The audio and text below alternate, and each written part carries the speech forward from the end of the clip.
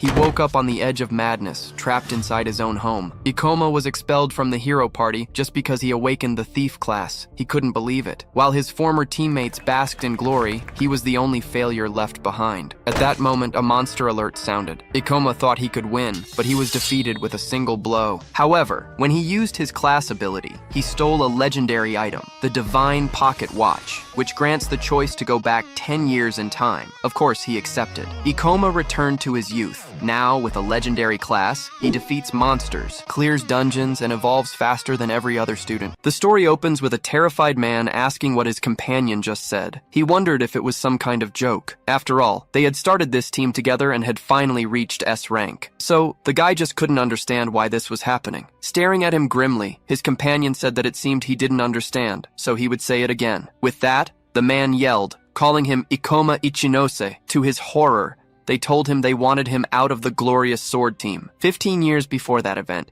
portals began appearing all over the world. These portals acted as gateways to supernatural realms, which started expelling the monsters that lived there. Meanwhile, a portion of the population began to awaken game-like abilities and levels, allowing them to fight back. This group of people with awakened abilities were sent to combat the portals. They were called hunters. Someone was reading something in a completely different script. At the same time, he was accessing his awakened system. Hunters can select any character class they prefer, but some classes, like mages, are slow to cast attacks and difficult to control, so they have a high mortality rate. The boy was undecided about what to choose, so he decided to pick the rogue class, which has great agility, since his priority was to gain experience and get stronger. Ikoma saw something that surprised him. His plan worked. He soon gained a lot of experience points, becoming a high-level hunter known as the Swift Blade. The portals gradually brought more devastation to the world.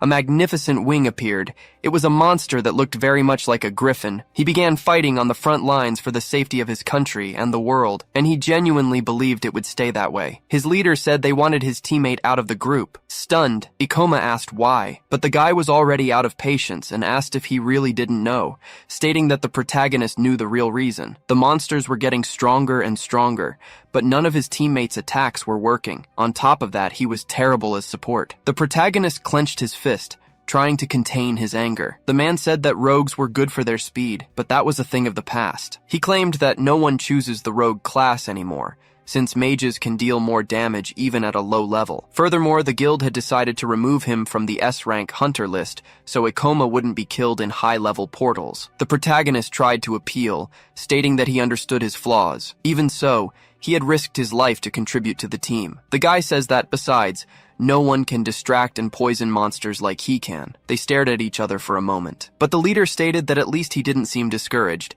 asking the protagonist to continue. Ikoma asked what he meant by that. His companion just gave a small smile. Walking past him, the man said that either way, he was off the team. With that, he walked away while the protagonist stood paralyzed. Ikoma remained motionless, not understanding what had just happened. A little later, in a place littered with empty bottles, trash and cigarettes were part of the mess. He was in tears, sitting on the floor holding a lighter in one of his hands. Looking to the side, he noticed something. He admitted that being a hunter meant everything to him. Even without being in the spotlight, he always thought his efforts would be valued. He let the ash fall from his cigarette, stating that this was his reward for all that sacrifice. He also remembered that he was never good enough. That's why he bought supplies with his own money and invested in equipment. Because of that, he didn't have a single cent left. He had lost his S-rank classification and now couldn't even enter high-level portals. The protagonist saw a notification on his phone saying that the glorious sword team had succeeded in their expedition in China. They had managed to clear the Taodi Palace, a portal everyone said was impossible to conquer. Everyone was celebrating, extremely happy about it. On the other hand, the protagonist was frozen watching this. He watched the chat talking about the event. Some people asked where Ikoma was, while others said he was kicked out for being dead weight. Seeing those comments, the guy got extremely angry and threw his phone against the wall. He questioned why he had become a rogue. He knew he'd have enough to survive if he sold all his equipment. However, it wasn't that simple. He remembered when he was with his team. He started screaming while crying, stating that he sacrificed everything for them. Falling to the floor, he realized he had nothing left. Suddenly, his phone emitted an alert. Seeing it, the protagonist was very surprised. It said an S-rank monster had appeared in the Morima Ward, Tokyo, asking everyone to evacuate to a safe location. This made the guy extremely nervous. After all, the glorious sword team was out of the country. There were no hunters in that area who could subdue a monster of that level. And he wasn't much different, since he couldn't do anything alone either. But the guy's eyes fell on his equipment. Still a bit apprehensive, he realized he could try something. A large monster, which seemed to be wearing armor, flew across the sky. The protagonist was fighting it, stating that luckily he hadn't sold his gear. This was Kronos, the space-time dragon, a being far more threatening than he had imagined. Ikoma assured himself that this, at least, would be a glorious end to his career as a hunter. Though a bit apprehensive, the guy declared that they should begin their final battle. With that, the dragon let out a great roar, causing several stone fragments to rise. Rushing towards it, the protagonist told himself he was a hunter. He had to buy time for people to evacuate and for other S-rank hunters to arrive, so he leaped to attack the monster. Kronos also charged towards its enemy, preparing to strike. Frightened, the protagonist noticed his opponent was incredibly fast. His dagger was shattered in half. He quickly tried to dodge the attack. With great difficulty, he succeeded. However, behind him, a massive explosion erupted. He stared in shock at all that power. The dragon let out another roar as it faced the helpless man. Ikoma realized mentally that he would die if he got any closer. So, he used the double-bladed scythe, Hydra, but it didn't do a single bit of damage to his opponent. Getting more and more nervous,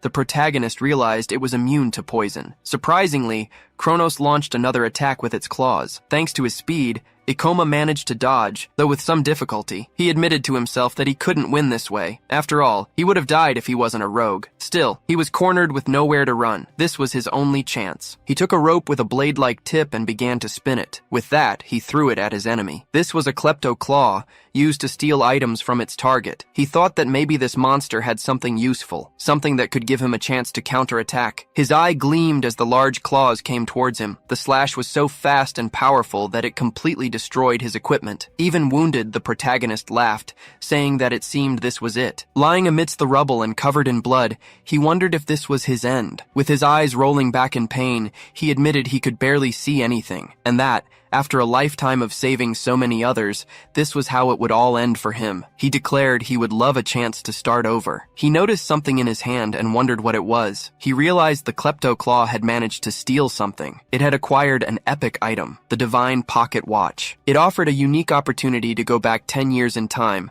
with a single use. He was stunned by this, questioning if he could really go back 10 years. Still agonizing in pain, the protagonist asked again if it would really work. He noticed the dragon was coming to attack him again. Ikoma remained hopeless as he saw the blow coming, declaring that this was no time to think about it. Using his last bit of strength, he squeezed the watch while shouting that he wanted to go back to the past. The monster's huge paw was extremely close to his body. One of the claws finally pierced his chest, and he felt his consciousness fading. Suddenly, he heard loud noises and wondered what was happening. Opening his eyes, the protagonist realized he was on the floor next to his bed. In his hand was an alarm clock showing the year was 2030, a Friday, at 8:00 a.m. A bit flustered, Ikoma complained, asking if he was dreaming. With that, he opened his window curtain. The former S-rank hunter was surprised by what he saw before him. Looking at his phone, he realized it was the calendar from 10 years ago. He remembered the Divine Watch. So, he quickly opened his status window. Surprised, he saw that his class hadn't been set yet.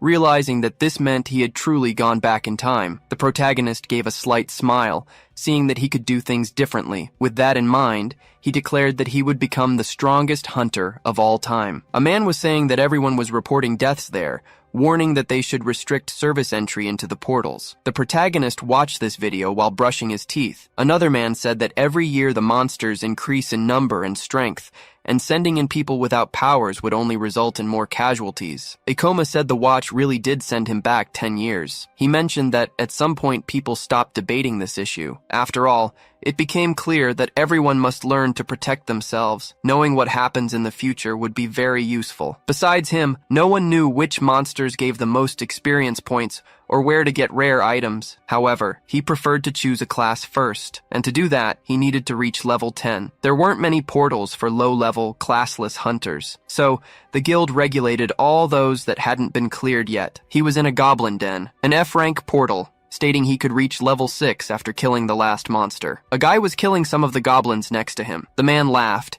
saying he arrived just in time, and asked if the protagonist was okay. But mentally, Ikoma wondered who this guy was. He said the kid couldn't clear this portal alone, explaining that goblins are weak but can be dangerous when they team up. With a smile, he said his name was Kenji, a level 16 hunter with a great sword, who makes sure rookies don't get killed. He said people call him the tutorial guy, while mentally, Ikoma thought the guy must have nothing better to do. The man explained that hunters don't have an official retirement age, so he thought this would be a great source of income, but the boy was extremely disheartened, wondering how he got into this situation. He shouted in celebration that he had finally reached level 10. The system notified him that his level had increased and he had received 2 skill points. The man started slapping the protagonist on the back, saying he finally hit level 10, while the boy thanked him. He stated that if Ikoma kept this up, he could become famous, while the boy thought to himself that he could reach S rank. The guy said he could now select his class and could count on his help if needed. The protagonist thought for a moment. Each class comes with a unique set of skills, which can be acquired by spending skill points. The old man suggested swordsman, so the kid could attack enemies just like him. But since he was agile, rogue would also be a good fit. However, he was curious to see that the boy hadn't chosen a class yet. Kenji asked if he didn't know how to use skill points. He questioned if no one had told the kid to start with the mandatory skills, light steps, and fortitude. These 2 skills are responsible for increasing a person's physical attributes. They are considered mandatory for beginners because most hunters have no means of defense initially. But since his goal is to be the strongest hunter of all time, he can't waste his skill points on such things. So he would only need 1. As he made his choice, Kenji tried to stop him, telling the boy not to pick that one. The guy started saying that damage resistance skills are useless. On top of that, he would never find any use for fall damage resistance. The system notified him that he had acquired fall damage resistance. The old man asked if he was afraid of heights, and told the boy to be more careful when choosing his next skills. Leaving the guy even more stunned, the protagonist used another 10 skill points to get his resistance to level 2. Driving him crazy, Ikoma evolved it to level 3, using another 15 points. Lamenting, he said he couldn't believe the kid wasted all his points on fall damage resistance. He said the boy now had only 2 options, be a swordsman or a civilian, but the protagonist assured him there was another. This left the man completely surprised. Ikoma chose the Gravity Master class. This is a hidden class that only appears when you spend all the points earned in the first 10 levels on fall resistance. For a long time, no one knew about it because of its activation requirement, but even after its discovery, not many chose it. Besides, there are many challenges in manipulating gravity, but he had also been an S-rank hunter. That's why he knows this is the best class there is. The old man shouted, telling him to stop. After all, this would turn the boy into a mage. He stated that he could still cancel and choose to be a swordsman, but Ikoma assured him this is what he wanted. With that, it was notified that he had acquired a new class, along with gravitational abilities like manipulation and magic. Seeing that he had succeeded, the protagonist started to celebrate. He shouted that he was finally a mage. This time, he would become a powerful S rank and would never have to go through that humiliation again. Kenji remained a bit nervous as he looked at the rookie. He called out to the boy, stating that he didn't seem to understand that the mage class wasn't all that great. The old man explained that mages are more vulnerable and their mortality rate is much higher than other classes. He added that maybe the kid should reconsider being a hunter at all. Seeing this, Ikoma mentally noted that he expected as much, since people tend to think other classes are better. Startled, the guy started yelling, asking what was happening. A Red Hood goblin, at level 17, had appeared unexpectedly. Scared, he admitted he couldn't believe a high-level monster had spawned there. It started chasing after one of the female hunters, while Kenji tried to help her escape. But mentally, he admitted he didn't have the skill to face stronger monsters, which is why he never leaves this place. But the rest of the hunters here are only level 10 or below. No one else can stop that monster. Extremely nervous, he remembered the protagonist. He ran with his sword in hand, saying he would deal with that goblin. Even Ikoma was surprised to see a Red Hood there. Mentally, he thought that Kenji should be able to handle that monster at his current level. However, the man was just defending while the goblin attacked relentlessly. The protagonist noticed that apparently he had no experience fighting monsters stronger than himself. The old man started shouting, asking if there was any hunter level 15 or higher to help. They asked if Kenji wasn't level 16, but he said he couldn't face something above his own level. The protagonist admitted he shouldn't offer to help. After all, the monster was too strong for him to handle. He also noticed he couldn't even see its movements and would die instantly if hit. Making matters worse, Besides not knowing his abilities well, the Gravity Master has low stats, but he remembered when the guy helped him and worried if he was okay. It made him realize it would be awful to let someone like Kenji die. So, he grabbed his sword, stating he always liked a challenge. He said he would see if he could overcome his class's weakness. Frightened, the man warned that his level was too low, not to mention that mages are weak against melee attacks, and a monster of that level could easily kill him in the blink of an eye. Ignoring all this, the protagonist called out to the Red Hood. The monster, still in a frenzy, looked at him as the boy said he would use it to test his abilities as a Gravity Master. He said he believed this was the best class, which is why he was risking his second chance, but he couldn't run from something so weak. As he charged forward, he said that otherwise, there was no point in choosing this class. The man told the kid to run, just as the monster drew its sword and went after the rookie. The worst part about being a mage is their terrible physical attributes, always needing to rely on hunters of other classes. But he was different. As a Gravity Master, he can temporarily boost his attributes through manipulation. So, he used manipulation to cut gravity in half. With this, he was able to quickly dodge his opponent's attack. Even Kenji was surprised and asked how he got so fast. Mentally, Ikoma explained that this skill increases the caster's movement speed by having gravity. However, he can only make linear movements, but that's fine if he can predict the enemy's moves. The monster attacked him again, but the guy managed to dodge once more. He stated that he had fought against thousands of monsters at once, using nothing but his speed as a rogue. The Red Hood felt the consequences after taking a hit. The old man kept asking how a low-level mage could deliver such fast blows. With an understanding of mana management and the class itself, many Gravity Masters were able to match their physical attributes. The protagonist said that low-level monsters follow simple patterns, so it's easy to fight them. You just need to increase your speed. The old man asked Ikoma how that was possible. Surprising him, the kid shouted for the man. He asked him to finish the goblin. With that, Kenji ran with his sword in hand. The boy continued to stare at the monster, while it looked at the old man charging with his sword to strike it. With a smile, Ikoma asked the creature how it dared to turn its back on him. So, the protagonist used gravity magic, freezing it in place. The goblin was completely paralyzed as it heard something. Above it was the old man, preparing to deliver the final blow. With that, he struck,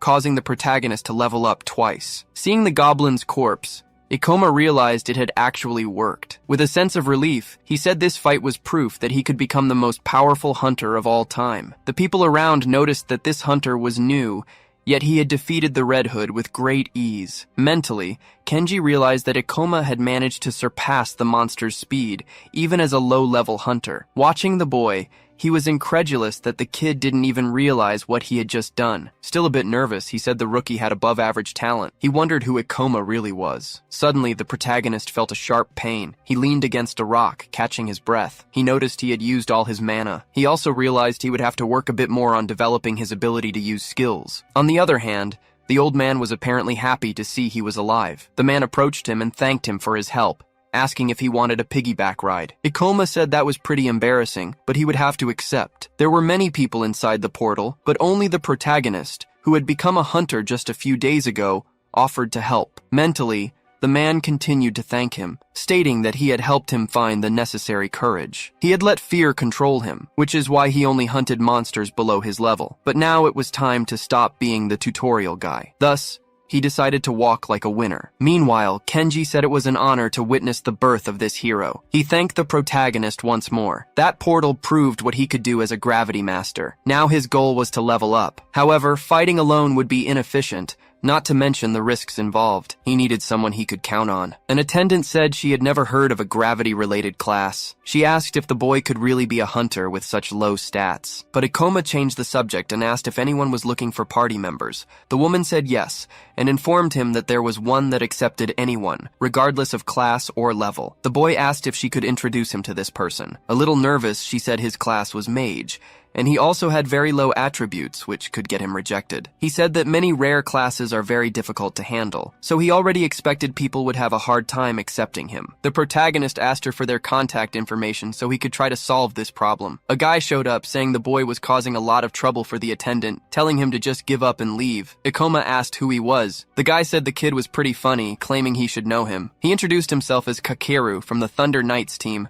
stating that all hunters know them. The protagonist noted they probably only had melee classes. The guy said yes, after all, mages are useless. He said they are a bunch of cowards who can't even get close to a monster. That's why those people don't deserve to be hunters. So, Kakeru said the boy should have done his research before choosing a class. On top of that, the kid's stats were terrible, saying he felt offended seeing him give rare classes a bad name. Ikoma questioned if that meant he also had a rare class. Kakeru confirmed it and asked if the protagonist wanted to see what he could do. Pointing his sword at the boy, the guy told him to witness his power. Raising it, he used Lightning Summon. After that, he said this was the best character class, as it has incredible attributes and skills. The people around were surprised, saying they didn't know such classes existed. The guy looked proud as he saw this. The attendant said that using skills there was prohibited, but Kakeru assured her he needed to do it so the kid would understand. With a mocking look, he said it was none of his business, but stated it was very arrogant for the protagonist to want to join a team. While the guy was bragging, the protagonist was interested in the fact that he was a Thunder Knight. This class can deal a good amount of damage,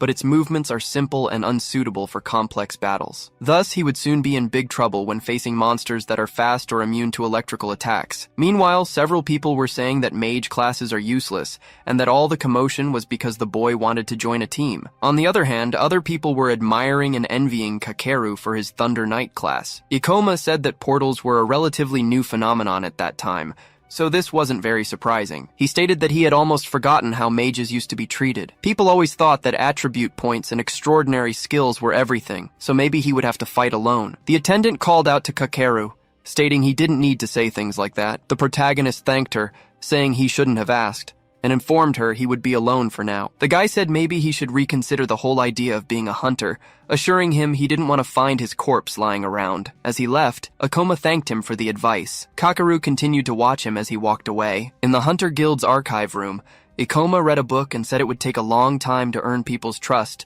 so he couldn't join temporary teams for now. Therefore, he needed to team up with someone he could count on long-term, or someone with a class he had good synergy with. But before doing that, he would have to level up and achieve something noteworthy. He had a relatively easy time defeating the Red Hood and discovered what a gravity user could do. He wondered if he should challenge himself in a portal with higher-level monsters. He looked for the ideal one, noting that the level 25 Temple of Statues seemed like a great choice. Controlled portals are managed by the Hunter Guild, and are kept open for hunters to gain experience. The strongest monster in that portal is the Stone Knight, making that place perfect for low-level hunters to earn money. And when he manages to hunt the monster there, some teams might consider accepting him. People can enter these portals even if their level is lower, and he can gain experience by hunting monsters near the entrance. Closing the book, Ikoma affirmed that he could do this. So he said he would level up in the Temple of Statues and start looking for some team members. Inside a dungeon, a person was running down some stairs. Injured, he declared that this was ridiculous, that it made no sense at all. Suddenly, he tripped over something. The boy fell to the ground, screaming as he looked terrified at something. With that, a huge impact occurred. A stone monster stood there, covered in blood. The attendant was shocked, noticing he was only level 12 and yet wanted to go to the Temple of Statues alone, but the protagonist said there was nothing in the regulations preventing him. Still nervous, she said she understood, but she insisted he was trying to get himself killed. After all, the recommended level for that portal was 25. The woman added that, on top of that, many unexpected things can happen inside a dungeon. As Ikoma walked away, the protagonist stated he would just take a quick look, saying he wouldn't stay there for long. In front of the portal, he told himself he needed to take some risks to get stronger. After all, he constantly fought monsters with higher levels. Otherwise, he would never gain enough experience to level up. However, this shouldn't be taking so long, as he could gain several levels at once by killing a monster here. He walked past some statues. One of them had a crystal on its forehead. It took advantage of the boy's opening and tried to attack him from behind, but he managed to dodge, saying he saw it coming. Ikoma opened his status window, noting that it must be a level 20 monster. Looking directly at the stone being, the protagonist declared he should be able to handle it, so he continued to dodge his enemy's attacks. To his surprise, he realized he had been cornered. The stone monster kept advancing toward him. With that, he used his gravity reduction. He was able to get out of that spot and even land a blow on his adversary. However, it hadn't suffered a single scratch, but the protagonist assured himself that this thing couldn't kill him. Besides, he could see all its weak points. At that moment, he began to land a series of attacks against the statue. Seeing that he had caused a reasonable amount of damage, he admitted it would be difficult, but he declared he had expected high defense stats. The monster came at him again. Even though it might take a while to defeat it, he still wanted to test something. So, he used gravity reduction again, and he managed to dodge his enemy's attack. Then, he increased the gravity while pointing his sword at the statue. With a single blow, Ikoma managed to pierce the monster's chest. A red glow began to emanate from within the crack. With that, it was split in half. He explained that he made himself lighter to increase his speed. Then he accelerated himself with gravity toward the point of impact to increase the damage. This combination made his strike much more powerful.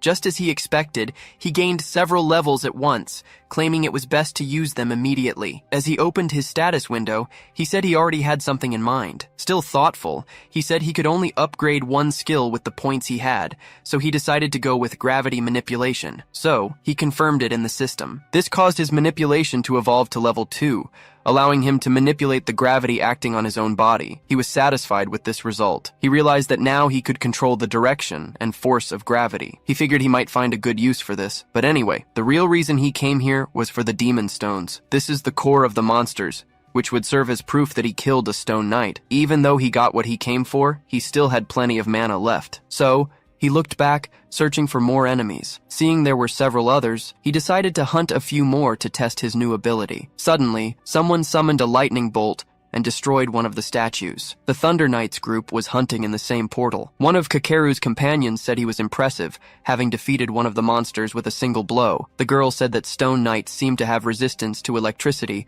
but his skill was superior. The guy said it was too easy and asked if all controlled portals were like this. Laughing, he said it was taking longer to level up now, suggesting they should go to a portal with stronger monsters. He stepped on one of the smoldering stones. For some reason, the man did this without saying anything. His companion asked if he didn't think he was too harsh on the kid from the guild, but Kakeru assured her that someone needed to teach those people where they belong. The guy said he really did him a favor since the kid could have died. Even though he was a bit harsh, it was to make him aware. After all, someone had to say it. His colleague said he didn't seem to have that intention. Suddenly, they heard a very loud noise coming from another room. Drawing his sword, Kakeru asked if it was the same monster. His friend said that this space was taller than the last one, but the guy said it didn't matter. After all, some monsters are just a bit bigger than others and nothing more. However, a giant stone warrior appeared. Both of his colleagues were scared, asking what that was. Excited, the guy said it was finally getting interesting, since that was a level 30 statue. It was higher than the other monsters that came before. His friend, frightened, stated they couldn't fight a level 30 monstrosity. Indifferently,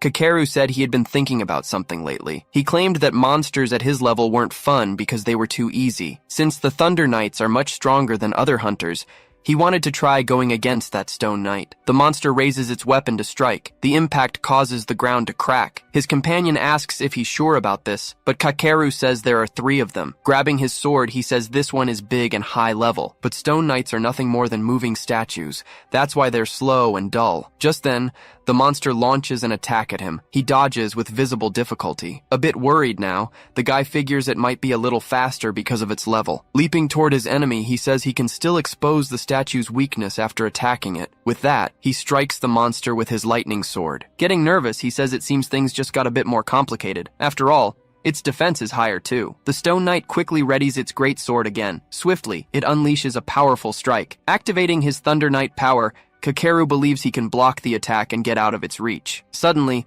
the statue moves incredibly fast. With that, the guy is hit, his chest slashed open. Lying on the ground, he wonders how it can be so powerful. Terrified, he says there are only a few items with higher levels than his, but this thing is apparently on another level. His companion calls out to him. Scared, the man tells everyone not to underestimate the enemy's strength. But before he could finish his sentence, the statue was already moving toward the girl. With great difficulty, she manages to block the blow with her sword. Her other companion shouts for Karen as she's thrown aside. However, he is also struck in the stomach. The blow is so strong that he even spits up blood. Seeing both his companions down on the ground, Kakeru grows even more frightened. Panicked, he complains about what's happening. Staring at the huge monster, the guy wonders if it was always this intimidating. Summoning his power, he declares that he's special anyway. With that, he unleashes a massive lightning attack against the knight. He claims to have poured all his power into that lightning bolt, sure that nothing could withstand such a massive blow. But the monster catches the lightning-covered sword with its bare hand. Kakeru is completely stunned by this. He remembers his companions saying they had lightning resistance. Causing him to lose almost all hope,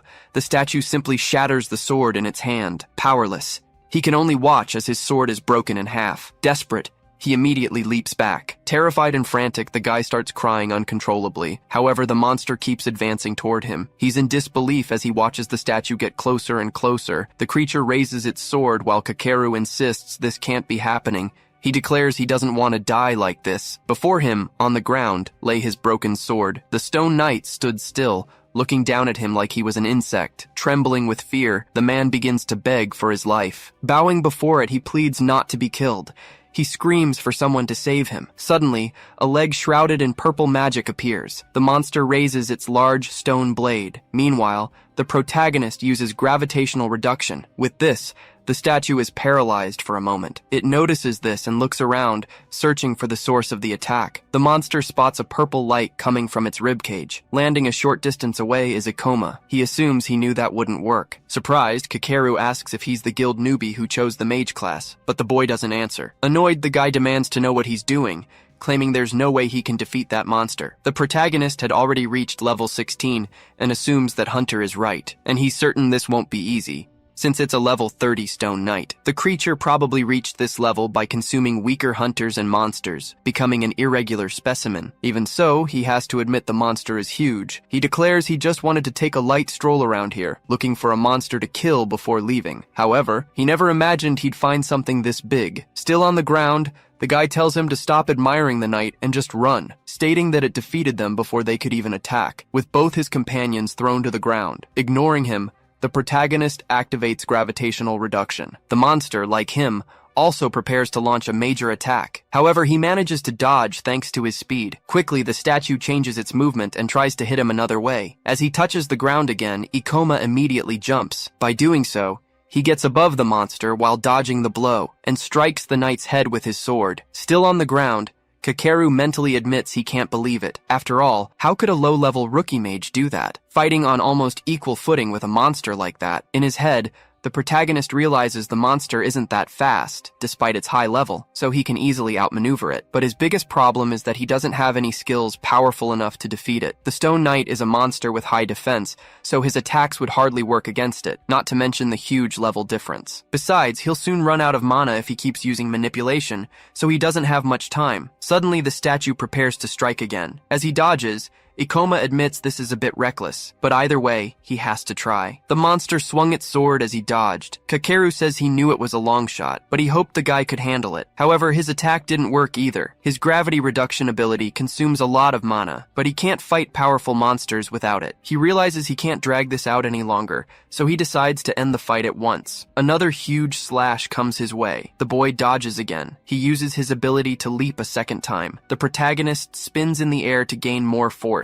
Suddenly, he uses his body's gravity to pin the enemy's sword to the ground. The monster tries to hit him with a punch. Ikoma jumps again, escaping another blow. He lands on his opponent's head. Surprised, Kakeru asks how he can move like that, and if it's because of his class. The protagonist jumps on the monster's head once more. He mentally admits he'd rather save his level 2 manipulation skill, but he's out of options. So, he activates reverse gravity. With that, the boy is upside down, his feet planted on the ceiling. He notes that he can apparently use this skill on himself, while his enemy searches for him, and he ends up surprised, thinking that this is quite interesting. The protagonist prepares himself, declaring that he should be able to deal the necessary damage from that height. Determined to handle it, he uses gravity increase. Preparing his sword, Ikoma says that it will increase his weight. Combining that with the acceleration of the fall, he'll deal more damage. He shouts that it's too late, and the monster can't stop him. Piercing through it, the protagonist uses Meteor Fall to end the battle. The giant monster is split in half and begins to dissolve. As the fragments of its body fall, he's notified that he has been granted 524 experience points. He leveled up from 16 to 23, gaining another 14 skill points. Pleased, he sees that his plan worked. After all, he killed a monster whose level was almost twice his,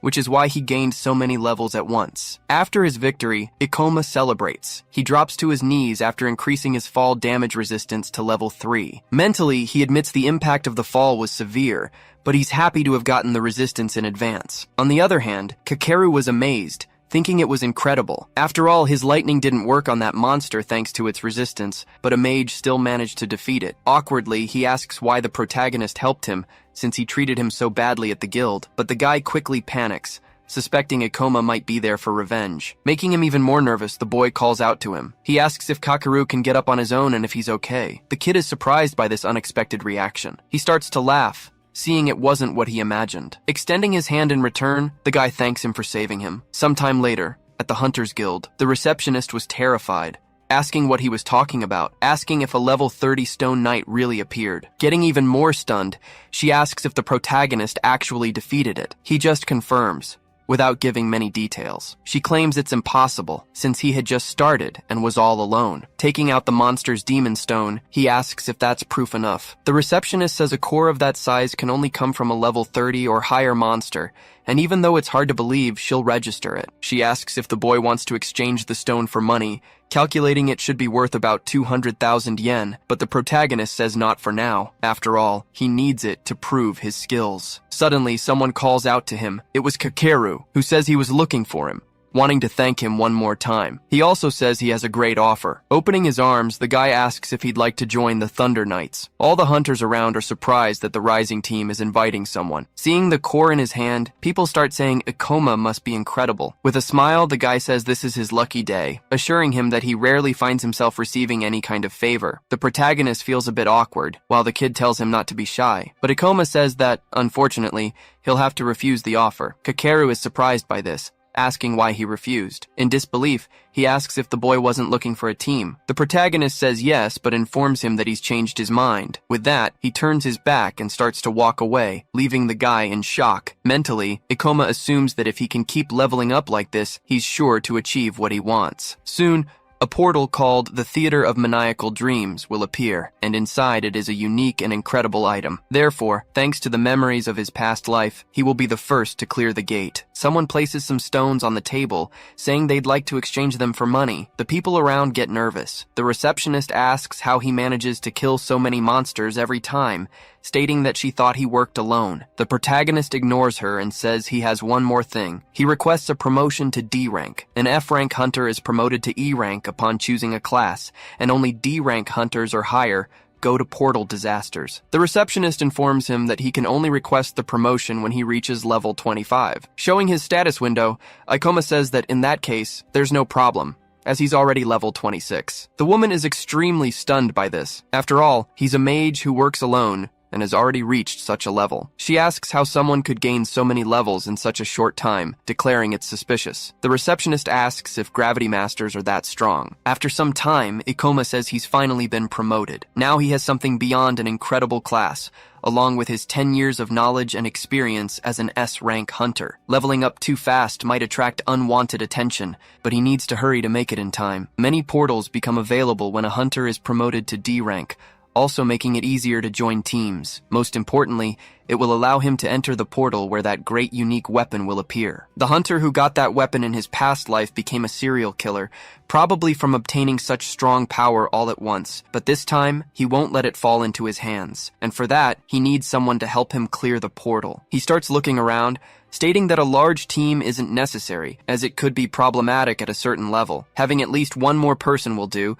since he prefers to be prudent for now. But for that, he needs to find someone who can complement his gravity stability. He wonders which skills would be suitable for the portal he's about to face, and the best fit is to find someone who works alone but isn't against teamwork. The protagonist gets pensive for a moment, complaining that he's being too demanding. To find someone in time, he needs to search all the guilds in the region. After some time, he assumes he spent half his day visiting guilds. This was already his fourth one. As he enters through the door, he says maybe he should give up on a few things. Suddenly, he sees someone calling their companion useless. A girl, nearly crying, apologizes, but her colleague says an apology won't change anything. Ikoma wonders what they're arguing about. The girl points at Satsuki, stating that she's fired. The girl tries to plead, assuring she'll try harder. But annoyed, the leader says her skills are terrible, with long cooldowns, calling her techniques useless. She says that, in fact, Satsuki should pay them for having carried that dead weight for so long. The girl is at a loss for words. Meanwhile, the protagonist was watching everything. He recalls being kicked out of this group, but tells himself there's nothing he can do for her. He can't have a partner just out of sympathy. His life depends on it. His ex-leader starts mocking Satsuki, saying it's a shame she chose the useless class. She claims it's miserable and useless, just like her. Moreover, she says she knew what would happen the moment she heard the girl was a sorceress. For some reason, this makes the protagonist extremely interested, even as the others tell her to give up being a hunter. Sorcery and gravity complement each other. She can deal a lot of damage to the theater portal's boss, so he's a bit undecided on whether to recruit her. However, the girl asks what he's looking at. The protagonist introduces himself, stating he's a D-rank hunter looking for a team to join. She immediately gets interested upon seeing his D-rank hunter license. The girl tries to seduce him, informing him that a spot just opened up in her group and asks if he'd like to fill it. However, he excitedly calls out to Satsuki, asking if she wants to join his group. The girl doesn't quite understand what's happening. Meanwhile, her ex-colleague is extremely confused. Mentally, Ikoma notes he can't lose this opportunity, as she's a sorceress, or rather the person he was looking for. But the other woman again tells him not to waste time on that girl, and asks the protagonist to join her group. A bit sheepishly, Satsuki thanks him for the offer, but says he's a D-rank hunter, and she's not even level 20. Grabbing her hand, he assures her it won't take long for her to level up, declaring he needs her help. She says her class is useless and she doesn't want to drag him down. Still, Ikoma repeats that he can help her. The girl says she has no confidence in herself, suggesting it might be better if she really quit, but he says he won't ask for much, pleading for a chance. He assures her he can help her gain the confidence she needs. Bowing, Satsuki says that if he really wants her, she'd love to be part of his group. However, her ex-colleague says she can't believe he chose a useless person for his group, claiming he'll regret it. The boy thanks her for the advice, but says there's something more. As he passes by her, the protagonist states that he knows more about classes than anyone else. Right behind him was his new partner. A sorceress can cover a gravity master's weak points, and the best part is that this class can do incredible things in the theater, and that's already as good as his own weapons. After some time, they were elsewhere. The protagonist thanks her for coming with him. The girl says that sorceresses aren't that useful, but the protagonist says he's also from a mage class, stating that she might feel useless now, but that will change in a few years. Now, she asks if he really thinks so, which Ikoma confirms. It'll be better, right? For now, they need to talk about a portal. Determined, the girl assures him that he is right. But, making her nervous, he explains that it's not a controlled portal. Ikoma says they will enter a portal that hasn't appeared yet, with a recommended level of 30 or higher. Scared, the girl says the recommended level is too high, and on top of that, it's an undiscovered portal. Undiscovered portals are those that haven't been around long enough for anyone to analyze. Extremely nervous, she says she's still level 17, and her class is terrible. But the protagonist tells her not to worry, guaranteeing that nothing will happen to her, as he'll fight alone. In his past life, he read all available records on portals. That's how he managed to devise a strategy to clear the theater. He declares that the two of them can easily clear the portal. He states that the girl just needs to trust him. He feels bad for dragging someone into this, but he must protect that weapon, no matter what happens. Satsuki asks how the protagonist knows about a portal that hasn't even appeared yet. Ikoma says he can't tell her all the details, but in short, it's all thanks to a rare item. She says she doesn't believe it. After all, there's no way an item could predict a portal that far in advance. Startling her, everyone's phones begin to sound an alert. Nervously, she grabs her device to see what it's about. The protagonist does the same. Everyone starts talking about the portal alert, especially since it's near a neighborhood in Sikyo. Satsuki asks if this was the portal he was talking about, but the protagonist just says they start the next day. He explains that probably no one will be able to clear the portal in a week, but after killing the boss, you get a reward. After some time, they were already looking for the portal while the girl asks if Ikoma is sure. They notice that the Ministry of Portal Eradication had already set up at the location. Suddenly, a woman runs up to them, asking if they are hunters. She asks them to report any information they find about the portal, be it its layout or the skills the monsters use. However, they must prioritize their safety, as there have been many deaths in undiscovered portals. They say the ministry can count on their work. Satsuki asks why he didn't tell them they were going to kill the boss, but Ikoma explains she would have stopped them. Once inside the portal, he warns that this one is different from the others, and asks if the girl is still anxious. The girl says yes, then starts to stutter. The protagonist apologizes for asking such a difficult favor, but he assures her he'll fight all the monsters alone, and if he can't handle it, they'll both leave immediately. Afraid of being abandoned again, Satsuki starts to say she'll do her best. She says the protagonist can even use her as bait, but Ikoma says that won't be necessary, telling her just to cast her spells. The girl says she barely knows any useful skills. He asks if she can use something called mana drain. This ability drains mana from a target, making it useful in long battles against more powerful monsters. Since it also allows you to give that mana to a party member, it's the perfect skill to support gravity users. With this, the protagonist won't have to worry about his mana while facing monsters that can be drained. The girl says that skill is too slow and not very mana efficient, and that it's better to use one that hurts enemies. Mentally, Ikoma thinks that might be true if one of them specialized in it, while saying he'll fight at his maximum, and that should give her all the time she needs. Fighting against him was a large clown bear. While dodging the blows, he shouts for his companion to use the skill. She summons a ball of shadow. She launches the large spell at the bear. With that, the bear screams as it's hit by the ability. The protagonist notices that the monster has let its guard down, so he prepares to jump toward the enemy. Quickly, the guy was already above his adversary. He increases his body's gravity and attacks the bear's head. After defeating it, Ikoma sheathes his sword, preparing for more. He says that was extremely easy, while gaining another 212 experience points. Surprised, the girl says she gained 3 levels at once, but she again says she feels bad for letting him do all the work. But the protagonist assures her he needs her help, as they will go deeper and deeper. Besides, they are a group, so she needs to level up. The girl asks if they are really a team. She says it feels very different. After all, it never felt real when she was with Aoi. Smiling, Satsuki resolves to be more useful in the next battle. On the other hand, Ikoma tells her not to push herself so hard. A little nervous, he tells himself that they should be fine and that they will defeat the boss and secure the rare items. A man named Kaoru got this item in his past life. He used it to become the worst criminal in the history of portals. You can be sure that guy never gained power later in the portal, so they probably won't find her. After all, 2 days have passed since the theater opened. Meanwhile, a man was fighting. He tries to hit someone with his hammer, but the person dodges. The guy starts to laugh. Using a skill called Life Eraser,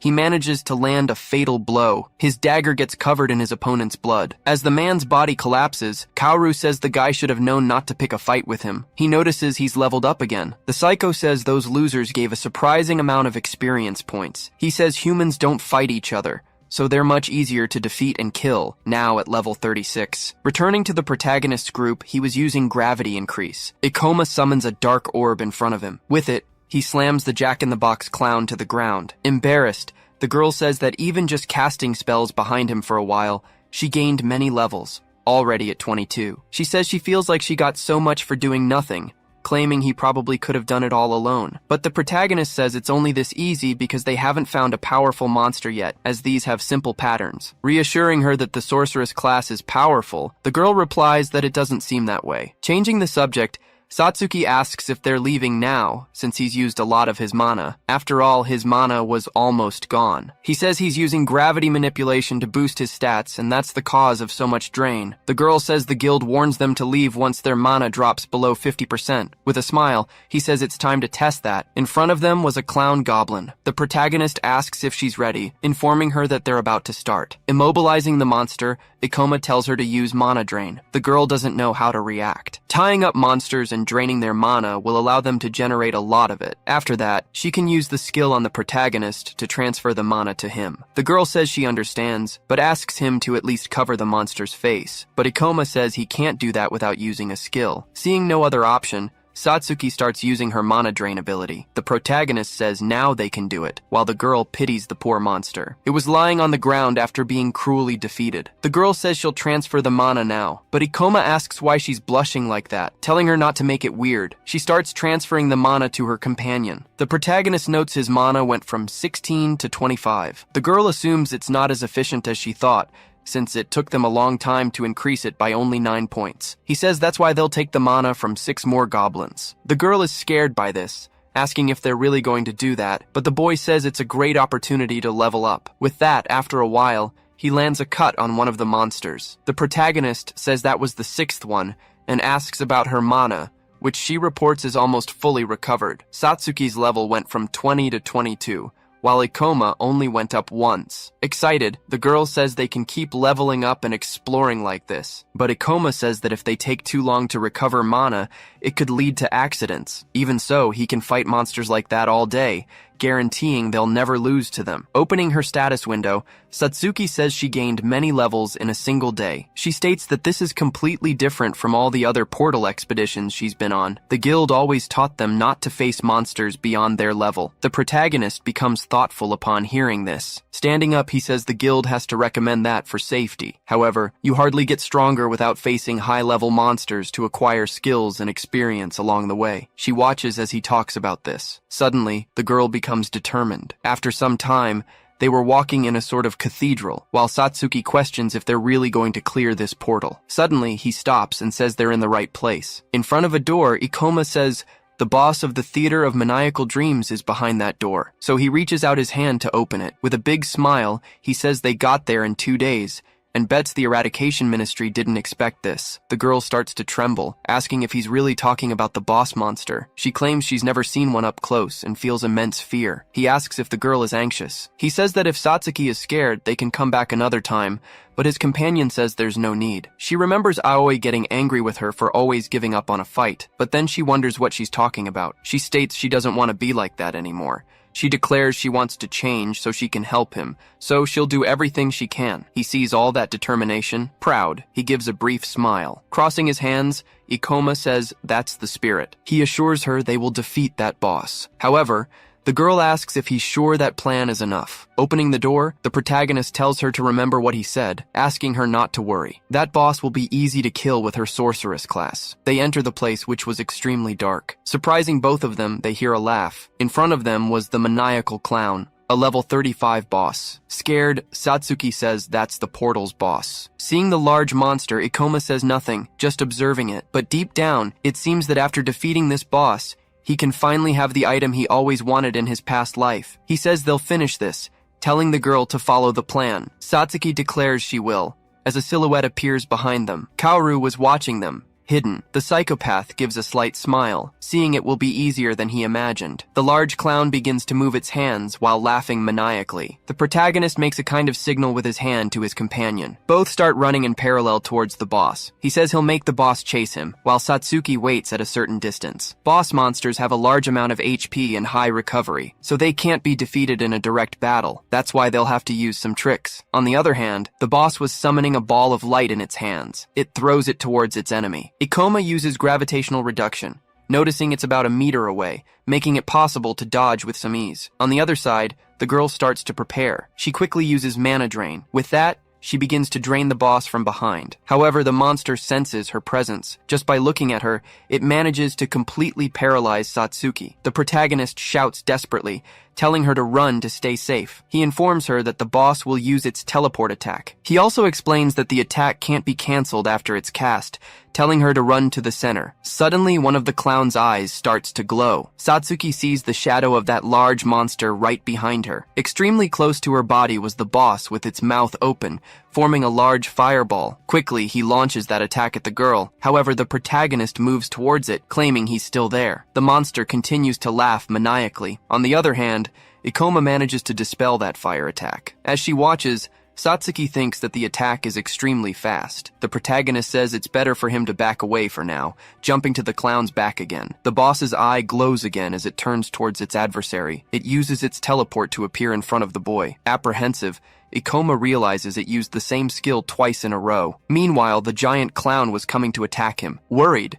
the girl screams for her companion. Surprisingly, he uses gravitational reversal. With that, a large explosion occurs. The monster continues to laugh, not understanding much. To its surprise, the protagonist was hanging upside down. However, the boss's eye glows a third time. He says it's not as easy as he imagined, but everything is still going according to plan. The girl remembers asking if they really wouldn't attack the boss monster, but the protagonist informs her that the boss uses magic spells extremely quickly, and if they approach it slowly, they'll be incinerated. But if they attack from a distance, it will use its teleport to quickly get within its attack range. But this monster has a critical flaw. Back in the present moment, Satsuki uses her mana drain ability again. The clown looks towards her. It widens its eye, seeing an opportunity. Scared, the girl says she got too close and that Ikoma won't be able to protect her. Mentally, the protagonist says it was about time. The boss extends its palm, summoning an attack. The girl simply closes her eyes, not knowing what to do. However, it can't use the magic. Smiling,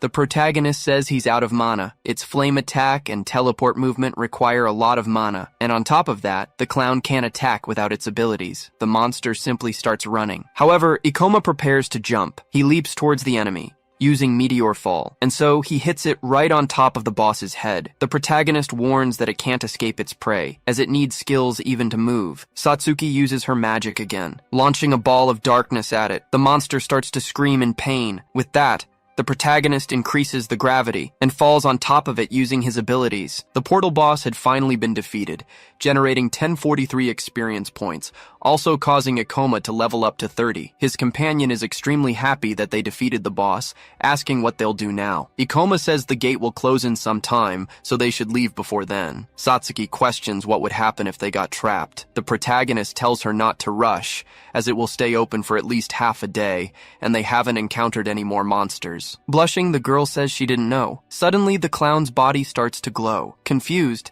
Satsuki asks what that is, while the boy says he finally got it. In front of him was the reward for killing the boss, the clown's blade. The protagonist says that blade is a great match for a gravity master. It could even be considered a hack. The girl asks if this was the equipment he was looking for. The blade increased attack by 11 points, along with decreasing skill activation time and reducing mana cost. Satsuki says that at times the weapon's stats seem mediocre, but the protagonist replies that in reality, it's incredible. He informs her that the stats and damage are just a bonus. What he really cares about is the item's effect. Since it can increase the overall power of classes that rely heavily on skills, it makes it a super powerful item. The Gravity Master is vulnerable when switching between skills, along with high mana consumption. So, this weapon can compensate for his weaknesses. The girl is surprised to learn all this. In his past life, the hunter who got this sword reached A rank thanks to this item. Moreover, he became a criminal to kill other hunters, so the protagonist is practically preventing an incident by taking the sword. Meanwhile, Satsuki continues to observe the blade. She becomes thoughtful about the fact that he can compensate for his weaknesses. Suddenly, the girl gets extremely nervous and asks if this means he doesn't need her anymore. Ikoma says no, as the item doesn't prevent him from running out of mana, and asks if she minds continuing to work with him. Still staring at the blade, the girl says that's fine by her. Ikoma doesn't quite understand,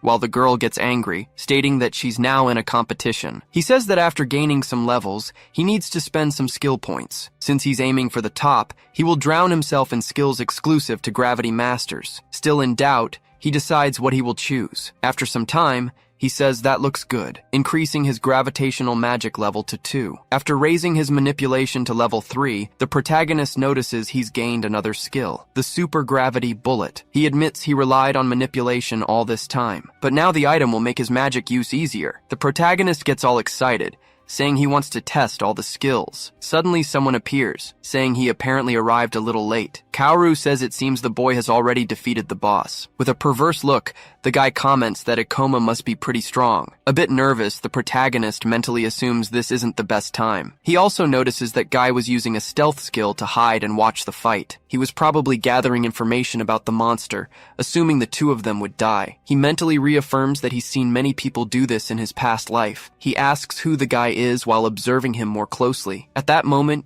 he realizes the man is familiar, noticing that he is Kaoru, the one who had taken the blade in his past life, becoming the person who turned hunters into prey. Wondering how this is possible, Ikoma recalls that it took longer for that guy to reach the portal in his past life. Scared, the protagonist complains about what that psycho is doing there, but then he understands. The guy must have been hiding in the monster's chamber the whole time so he could steal the drop. Kaoru probably waited for the winning hunter to get tired so he could attack. Satsuki asks him what's wrong. Seeing the sword, the guy asks if that's the loot, questioning if the protagonist got it after defeating the boss, and then he asks if he could take a look. The protagonist says of course, as he extends his hand. Mentally, the guy calls him a fool. Looking at both of them, he says they are naive, and that he'll kill the man first, and then he'll play with the girl until he gets sick of her. Approaching them, the psycho says they should be more careful. Then, he extends his hand as his eyes glow red. Drawing his dagger, he uses the life eraser skill. However, the protagonist quickly dodges. Kaoru turns around, excited. However,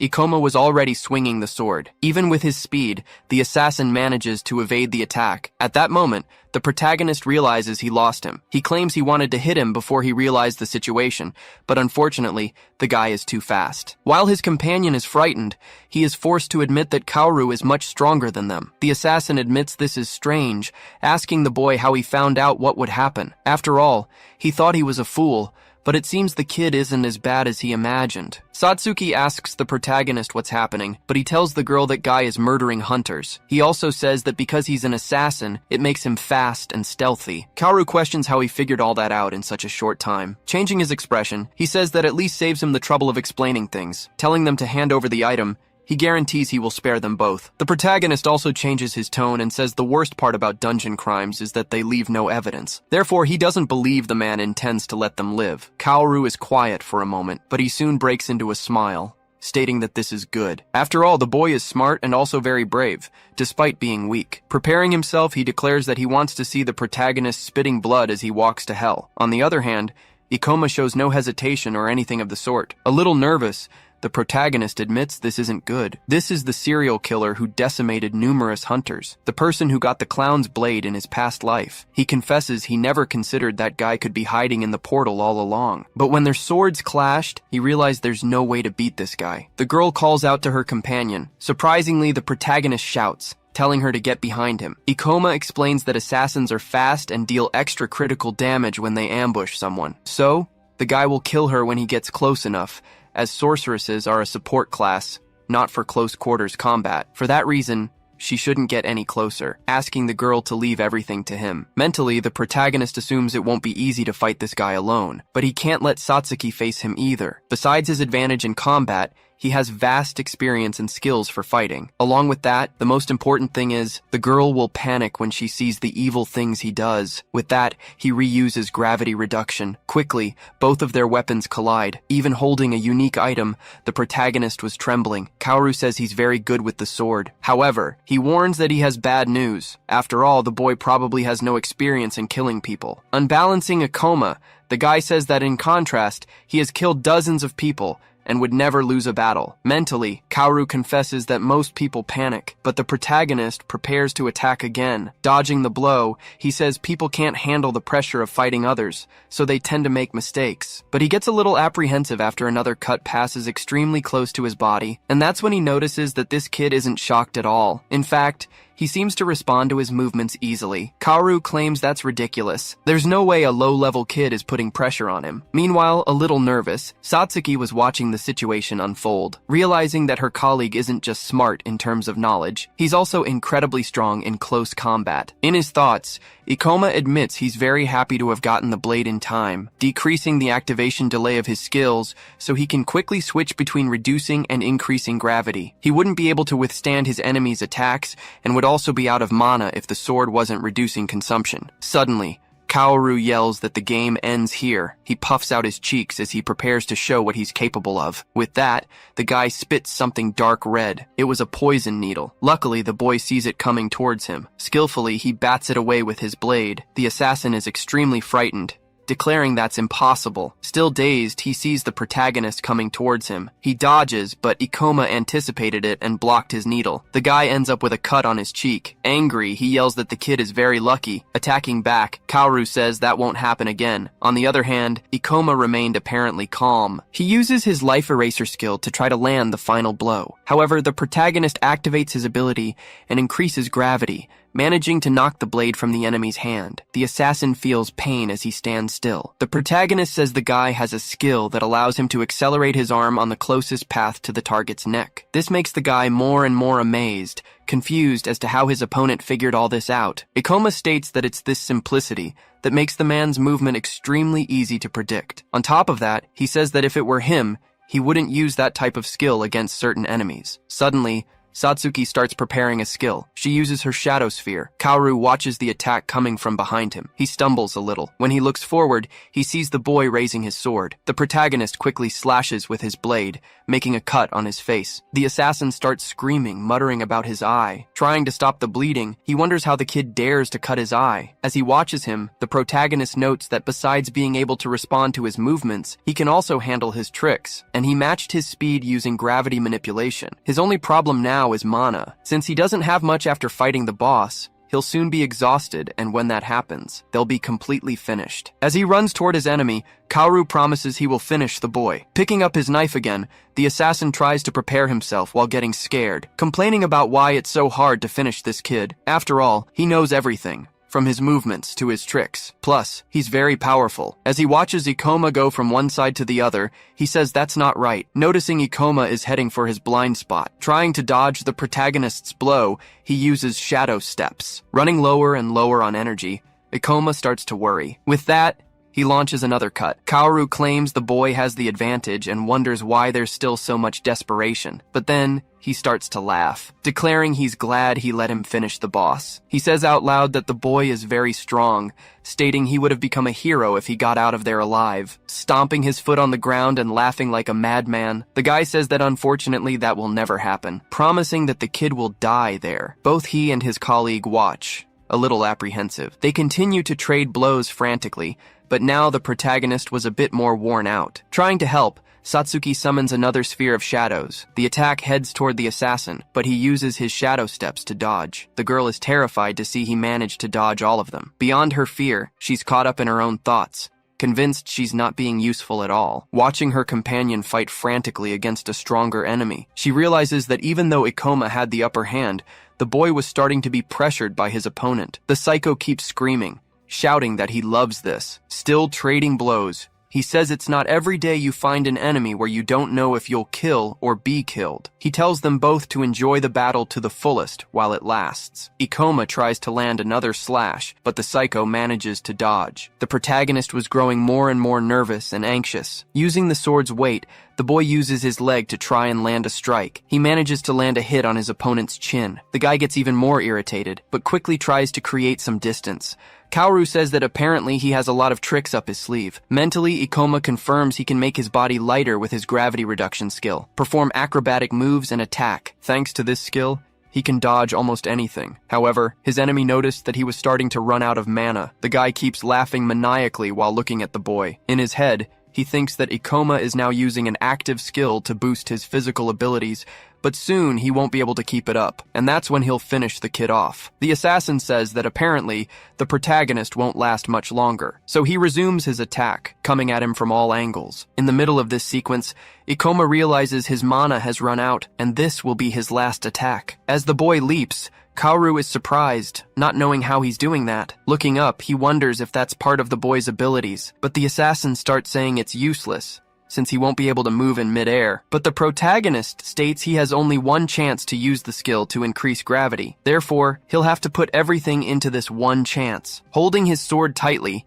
he says he'll pour all his remaining mana into that attack. With that, he uses Meteor Fall, slamming his opponent into the ground. Straining with immense effort, Kaoru asks what kind of incredible power this is. Realizing that no matter how much force he uses, he can't push him back. Unable to hold back his opponent's blade any longer, the guy receives a deep gash across his chest. The protagonist was extremely tired, as he's notified that his mana has reached 0. His companion runs up to him, calling his name. Joyfully, she says that Ikoma won. However, he simply apologizes. As he faints, the boy keeps apologizing to Satsuki. Right behind him, severely wounded, Kaoru gets back up, cursing him. The assassin says the brat must be out of mana now. On his knees, with no strength to move, Ikoma tells his companion to run. Using what little strength he had left, he says the guy wouldn't be able to catch her, but for that to happen, she needed to start running now. Even his opponent admits he's an incredible guy, since he must be exhausted after fighting the boss, and yet, he kept fighting him to prevent Kaoru from touching the girl. This leaves Satsuki more and more stunned. Meanwhile, the psycho says he can't believe Ikoma was fighting him to protect someone so pathetic, admitting that he's starting to admire him. The protagonist was getting more and more irritated by this, and the guy even says he's impressed he didn't say his full name. On the other hand, Satsuki was stuck on those words, wondering if she was really dragging Ikoma down. With tears in her eyes, she admits that Aoi was right and that she should have given up on being a hunter. After all, her companion would have never lost to a guy like that. Remembering when he saved her, the girl mentally cries out for his help again. Suddenly, something changes in her. The girl's expression shifts while the air around her seems to change. The protagonist claims he would never tell his name to vermin like Kaoru. The guy says that's a shame, stating that he really likes him, declaring that he's the first person he's ever truly admired. Because of that, he'll remember his face. Raising his dagger, he gets ready. Surprisingly, the girl summons another sphere of shadows. Even the assassin can feel that this one is different. He starts to dodge, saying she won't hit him with that, but suddenly he feels a sharp pain. Satsuki had hit him with her staff. The guy curses the girl mentally. After all, he's already badly injured. On top of that, she attacked from his blind spot. The girl runs toward her companion, as Ikoma asks what she's doing, reminding her that he told her to run. Using some kind of skill, Satsuki says she will never run away again, since he convinced her that she has the power to make things right. With that, she uses mana transfer. This allows him to regain some of his strength. Seeing all that energy, the assassin doesn't quite understand what's happening, but he yells, warning that he'll kill her first. Quickly, the guy activates Life Eraser. Ikoma looks directly at him, but she didn't show fear but rather a certain indifference. The protagonist thanks her for saving them both. Now he was back on his feet and had stopped his enemy's attack. Ikoma begins to recover some of his mana. Startled, Kaoru wonders if his enemy has already recovered enough mana to use that skill again. The guy says that's pushing the limits, but the protagonist says they were a team from the start. That was even before he ambushed them. Besides, he's recovered his mana while Kaoru is still severely injured, declaring that now he wants to see who will win this fight. Quickly, he attacks his opponent again. The psycho gets scared as he tries to dodge. However, the protagonist gives him no opening, increasing his strength and speed more and more. The guy claims he's not done yet and starts using dark magic, summoning a red circle in front of him. Satsuki prepares to face it. However, Ikoma tells her to stay put, and surprisingly, he summons his gravity magic, telling his enemy that his magic is too slow to use against opponents, and that in his past life, he had used the Jester's blade to compensate for the delay in casting such an attack. Seeing that, Kaoru says this is his end. A large black sphere looking very much like a black hole heads in his direction.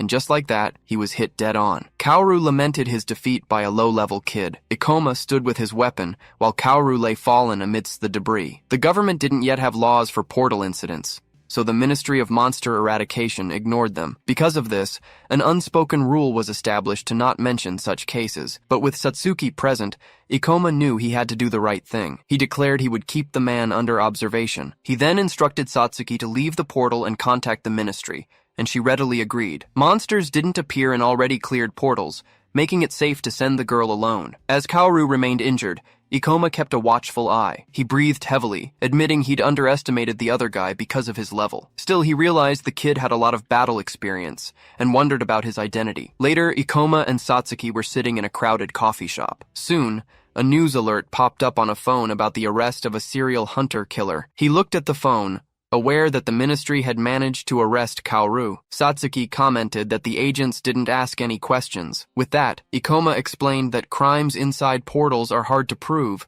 and the ministry rarely investigates unless they already know who's responsible. The chaos from the portals and the resulting countermeasures had affected the nation. Crime rates dropped, and government organizations began to monopolize industries as a contingency plan. Additionally, the abrupt shift in society increased poverty, but the government offered no assistance to those people. Satsuki mentioned that while she knew laws weren't followed in portals, she never expected to meet a serial killer. He asked if she was scared, warning her that she'd keep running into situations like this if she continued as a hunter. As he watched her, he acknowledged that things were tough right now. Still, he added that there were other professions if she didn't want to be a hunter anymore. Satsuki clutched her cup and admitted she'd be lying if she said she wasn't scared. Ikoma thanked her for her help. She explained that in the portal, she felt like his partner, a development she cherished. She said that even with future challenges, she wanted to stay by his side and do her best. With that, she smiled. Ikoma replied that if she really felt that way, he extended his hand, saying he'd be counting on her. Satsuki nodded with a smile. Then, they shook hands. Ikoma reflected that she was a nice person. Satsuki, on the other hand, reflected that she was naive, had trouble keeping up with everything, and was never proactive in helping others. She concluded that was why Aoi never liked her, and that she didn't like that part of herself either. She thought she could become a better version of herself, as an image of her and Ikoma in the portal was shown. Even knowing her shortcomings, she asked to keep hunting in portals with him. Ikoma reacted with a slight smile, thinking she was a very nice person. However, he felt uncomfortable with the situation. While Satsuki radiated joy at the table, he noted that she was more talkative than he'd imagined. Two people were looking in their direction, and one of them got the other's attention. The woman held up a phone and asked if they were the duo everyone was talking about, the one that defeated the boss monster in a day and captured the serial killer. With that, Ikoma noticed the place had suddenly gotten crowded. Soon, Utsunomiya approached and said the two of them had become quite famous at the guild. While typing on his phone, he informed them that although their names weren't known yet, all the videos and blogs were talking about them. The phone screen showed information and a video about the new hunter, but the full details didn't seem to be available. Even without mentioning names, Utsunomiya explained that everyone there got the hint and seemed interested in what they had done. Then, he pointed at Ikoma and Satsuki, declaring he knew they'd be famous one day, causing them to shrink back slightly. He continued, declaring he wouldn't leave until they joined him. Suddenly, Aoi appeared and scolded him, announcing her arrival and mentioning the Thunder Knights. Aoi smiled at Satsuki, saying she'd been looking all over for her. She took the girl's hands, apologized, and admitted she'd been hard on her a few days ago. She explained that she'd reflected on it and realized she needed her as they were friends, and the end of their previous situation must have been painful for them both. Aoi smiled again, asking how much Satsuki earned for clearing the undeveloped portal and noting she must have leveled up a lot. She started to say she could count on her, but Satsuki cut her off, suggesting to Ikoma that they leave due to the growing crowd. He agreed. Still, Aoi and Utsunomiya tried to stop them, pleading for them not to go. Nevertheless, they continued to walk away, passing by a car. Satsuki asked Ikoma if Aoi wasn't his friend, and he questioned if she was sure about leaving. Coldly, Satsuki declared that the girl was not her friend. She commented on the high number of views on the videos. The phone displayed a video with millions of views about the rookie hunter facing an assassin. Satsuki explained that people filmed in portals because they enjoyed watching videos about them. However, Ikoma considered the practice dangerous, as the videos focused only on views and profit. She reacted with surprise, asking him if she should unsubscribe from the channels she followed. Someone's phone showed they had received 1 million views that month. Meanwhile, Hoshina saw the news about a mysterious rookie hunter who defeated a serial killer. She complained that the video had way more views than her latest one, and a knight explained that viral videos tend to attract a bigger audience. Hoshina decided she would create a viral video too, unable to believe the attention the hunter got just for clearing the portal. Sitting among the knights, she expressed her dislike for the hunter. The scene shifts to Ikoma and Satsuki sitting at a table indoors. She asks if the weapon he mentioned is for her. Ikoma confirms, explaining that it's more effective to fight powerful monsters to level up than many weak ones, as shown. He stresses the importance of a good weapon, especially an expensive one to boost damage, since enchanters have low attack stats. He then suggests they look for portals where they can earn money. Satsuki tries to refuse, saying he doesn't need to go to so much trouble for her weapon, and apologizes. However, Ikoma reassures her, stating there's no reason to apologize, since a good weapon for his partner will benefit him too. At this, she reacts with surprise, her eyes sparkling when she hears the word partner. She eagerly expresses her excitement, confirming they are partners, while he reflects on her naivety and his desire to protect her from being manipulated. Satsuki asks where they can find such a portal, and Ikoma points to the tablet in front of him. He reveals he already has a portal in mind, showing her something on the tablet. The portal he's thinking of is the Tomb of the Ancient King, described as a new, undeveloped location with a high chance of rewards. As he works on his computer, it's revealed that special locations are rare portals, and no one knows the Tomb of the Ancient King is one of them. Ikoma reveals he has this knowledge because he studied all the information about portals in his past life. It's mentioned that selling the items found there is profitable, and he wants to exchange them for cash. Furthermore, it's possible to find rare items in portals like this one, as illustrated by a detailed weapon. He comments that there won't be much competition there, so they can take their time and grab everything they find. Satsuki notices Ikoma laughing in a peculiar way. Next, they approach the entrance of the Tomb of the Ancient King. As they walk through the mist,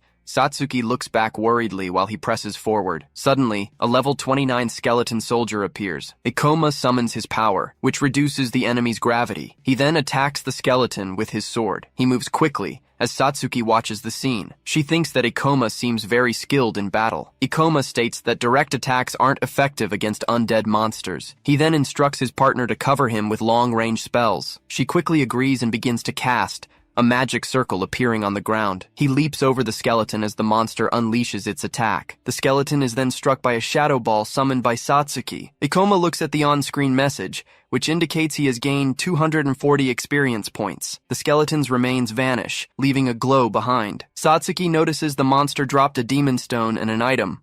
Ikoma says they got lucky, seeing the weapon glowing on the ground. She's surprised to learn the item is worth about 400,000 yen. She questions the value, and he explains it's not easy to find weapons like that one. Even without flashy effects, it's worth a lot. She then asks what their money goal is. Ikoma replies that they need 3 million yen for a powerful weapon that will last them a while. Satsuki reacts in shock at the mention of 3 million yen. He explains that rare portals with easy items are hard to find, so they must make the most of it. Ikoma also mentions it will take time to move the items back and forth. He explains they will explore and carry items in and out of the portal for the next 3 days. Surprised, Satsuki calculates that this means 1 million yen per day. She comments that such an amount is far beyond any salary she's familiar with. Soon, sounds of combat indicate someone is fighting nearby. Ikoma decides they should go check it out. Further ahead, a knight and Hoshina are about to face a mummy. The knight charges forward and attacks the mummy with his weapon. He tells Hoshina she can finish the monster off, and she asks her manager if the camera is ready. The knight, who is also her manager, confirms that everything is set with the camera. He then instructs the girl to be quick and activate her fire magic. Hoshina prepares, wielding her weapon with a fiery aura around it as the camera films her. She then leaps toward the mummy and strikes the monster with her flaming weapon. And just like that, Hoshina finishes off the enemy, which collapses to the ground. She introduces herself with a smile for the camera. She announces that she decided to try out an undeveloped portal that day. Hoshina claims to have killed the monster with a single sword strike, concluding that clearing the portal might be easier than she thought. Ikoma and Satsuki, watching the scene, realize she's a portal streamer. Satsuki reveals that she knows Hoshina and has seen her channel a few times. Ikoma watches her with a look of disapproval. Satsuki remembers that Ikoma doesn't like portal streamers. She recalls he disapproves of Hoshina's behavior, who only talks about views and profits, questioning if she even realizes how dangerous portals are. Hoshina notices something and asks in confusion. She complains to Ikoma and Satsuki, who are at the top of the stairs, visible in the recording. Hoshina scolds them, saying they're in front of the camera and have ruined her shot at getting lots of views. Ikoma called out Hoshina for just finishing off a monster someone else had already nearly killed. She claimed it was all part of the show. She explained that in the entertainment business, it's not about skill, but about looking charming. She then asked her manager if they could salvage the footage, but he replied that it would be impossible to edit them out. Hoshina lamented that the perfect shot for her introduction was now ruined because of them. Then, she asked if they didn't know who she was and introduced herself as Hoshina Sayonji, a portal streamer. Ikoma apologized and introduced himself as Ikoma Ichinose, also introducing Satsuki Kisaragi, who gave a bow. He added that he didn't mean to ruin her shot. Hoshina dismissed the matter, saying she'd let it slide since she was busy looking for new material. Afterward, Ikoma asked why anyone would want to be a portal streamer. She replied that the reason was obvious. She then stated it was all about money, making an okay gesture with her hand. Ikoma narrated that portals are exciting and provocative, offering many ways to get views, and that companies pay a lot for ads. Hoshina continued, saying she'd become a celebrity if she got popular enough, but he warned her that being a decent hunter wasn't easy, and she should stop before she got hurt. Raising her voice, she questioned what he had just said. Ikoma warned that portals of this level were dangerous, suggesting she take her celebrity games somewhere else. He added that if she didn't take it seriously, she'd regret it when her skills were actually needed. Hoshina remained silent, staring straight ahead. She complained that not only had Ikoma ruined their footage, but now he was also mocking her. Satsuki said he didn't have to be so harsh, but he replied that he was just offering some friendly advice. The manager tried to calm her down, telling her not to listen to him. She replied that she knew, that she should just ignore the haters. Then, to his surprise, she ordered the manager to start filming. Hoshina asked if his name was Ikoma as she approached. She said he must be pretty confident in his skills to be offering people friendly advice. With that, she proposed a game to see who could gather more demon stones, stating that if she won, he'd have to take back what he said and apologize. She also declared that she would film everything and upload it. Ikoma narrated that she added he didn't need to worry, as she would put a small censor bar over his face,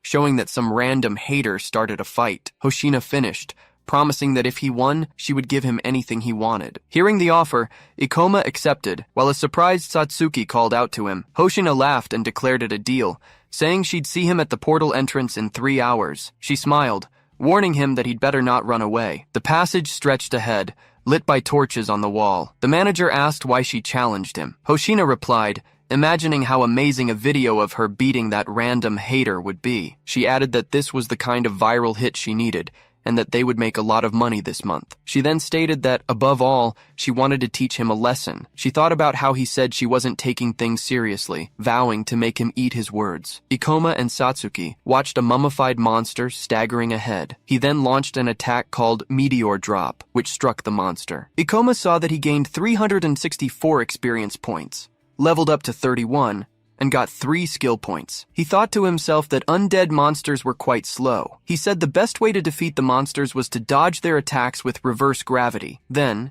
he He would finish them off with his gravity-increasing skill. With a flash, a demon stone appeared as the monster broke apart. Ikoma celebrated that they got another one, and an item called a Rank D Ancient Relic Gauntlet appeared. Satsuki asked why he accepted her challenge. Ikoma explained that he didn't like the idea of her making a video of him losing the bet. He added that he wouldn't lose, and hoped she'd stop filming in portals if she lost by a wide margin. He also mentioned that wasn't the real problem. It would be difficult to carry all the items if they kept finding so much loot. The two of them then advanced toward an intense light ahead. They came across a large Sphinx statue, and Ikoma wondered if they had reached a dead end. The Sphinx statue seemed to come to life, its eyes lighting up with an intense glow. Satsuki looked at the statue in surprise. Suddenly, the exit was sealed, leaving them with nowhere to go. Ikoma declared that they had activated a trap. He said that portals have various traps and creatures. Most are simple, but some can yield valuable items, especially in a rare portal like this one. The creature with glowing eyes demands answers to test their knowledge, stating it will keep asking questions until they can no longer respond. It then warns that it will take the lives of anyone who fails to answer at least 3 correctly. Satsuki then asks if the creature is a monster. Ikoma notes that a fight could break out if they fail the creature's test and tells them to be prepared. She is surprised,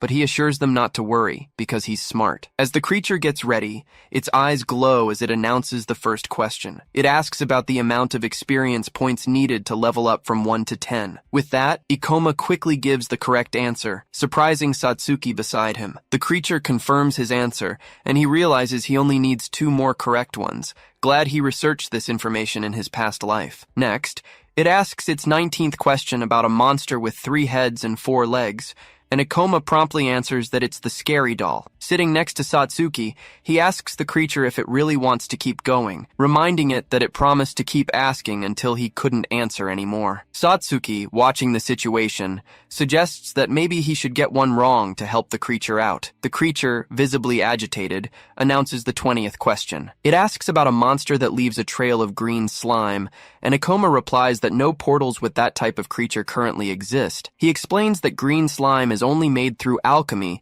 and that he wouldn't fall for such a trap. The creature screams that he got all 20 questions right, unable to believe the outcome. With rocks falling around them, the creature expresses its astonishment at Ikoma. Through his narration, he reports that the door finally opened, and the statue seemed confused, feeling as if it had just given an open book test. He apologizes as the returned. Satsuki points to the statue and tells him there's something inside it. Ikoma reacts with surprise upon seeing a glowing ring, identified as a Rank B storage ring. He holds the ring, describing it as an extremely useful item that rarely appears. She asks if the item is that valuable, and Ikoma explains that with the right buyer, it could be worth between 10 and 100 million yen. Satsuki shows her surprise, asking if the item is really that rare. Ikoma expresses that he didn't expect to find something so rare in a portal of this level. He wonders if the reward was given because he answered all the questions correctly, as images of the irritated creature flash by. Satsuki worries about the lost time and falling behind on their bet, but he explains that the ring will save them time by helping them carry items. Ikoma smiles, stating that they are in a much better situation now. As they walk, he says the monsters here aren't hard to defeat. He attacks a skeleton warrior with his weapon, explaining that they are resistant to close-range attacks, so he gets in close to strike them. Satsuki, in turn, casts spells from a distance to take down the monsters. Hoshina notes that the mummies are slow, allowing her to use gravity manipulation for powerful attacks against them. She adds that mummies are also great targets for draining mana. Ikoma says the probability of getting rare items in this portal is incredible, noting he went from level 31 to 33 and got 2 rare weapons. He uses the ring to store the items, invoking its storage ability. He tells Satsuki the new item is very useful, and that they've already collected 6 demon stones, enough to win the bet, but they're here to make money. Ikoma smiles and suggests they hunt down all the undead monsters before time runs out. The scene changes to Hoshina, out of breath, celebrating that they finally took down the monster. She explains that these monsters are quite tricky, as they attack relentlessly and are very resilient. The knight comments that they've only killed 2 monsters so far, and that it's taking longer than they thought. He agrees that on any other day, they would have been done by now. He then mutters, they shouldn't worry, as their opponents probably aren't doing any better. Hoshina considers paying their opponents to pretend they lost the bet, but the warrior beside her scolds her, saying they should stop making fake videos. Ikoma, accompanied by Satsuki, approaches a surprised Hoshina. He comments that she must be doing pretty well if she has time to sit around. She retorts that she's doing just fine and hopes he's managing to keep up, then suggests she could let this one slide if he apologized. Ikoma ignores her suggestion and activates the storage ring to show off his items. Hoshina screams in disbelief as she's showered in the light of the various items and demon stones emerging from the ring. Shocked, she asks how he got all those demon stones and items, and also questions him about the ring and its ability. Ikoma just smiles and asks what the problem is. Speechless, Hoshina recalls her earlier suggestion that she could forgive him if he just apologized. Annoyed, she declares that the contest isn't over yet and orders her manager to follow her as she leaves. Satsuki asks why he was so rude to Hoshina, and he replies that he was just trying to motivate her. He then says he just hopes she doesn't get too motivated and do something reckless. Satsuki asked Ikoma about his dislike for gate streamers. He explained that the problem wasn't his dislike, but their lack of seriousness about the risks of being a hunter. He added that a hunter can easily die in a gate, so no one should take it lightly, using Hoshina as an example of a streamer just looking for fame. Ikoma stated that if she wasn't truly committed as a hunter, she would regret her choice when faced with real danger. To win the bet, Hoshina needed to do something that would completely change the situation. She quickly realized he would surely win the Demon Stone contest, so she needed to convince him to count something else. Her companion warned her they had gone too far and were low on mana. However, she insisted they needed the mana for the return trip and couldn't give up yet. Then, she questioned who said she didn't take being a hunter seriously. 8 years ago, a city was in flames, amidst explosions and screams. Back then, the world was in complete chaos. Each gate incident caused far more casualties than they do now, with a huge monster lurking. A young Hoshina was begging for help. She and a younger boy were in danger, as an orc finished off both their parents, and she screamed for help. Running, she held the boy's hand tightly. Meanwhile, people sheltered in makeshift compartments inside a hall, and some were looking after younger children. 2 people watched the girl and the boy, who were sitting down,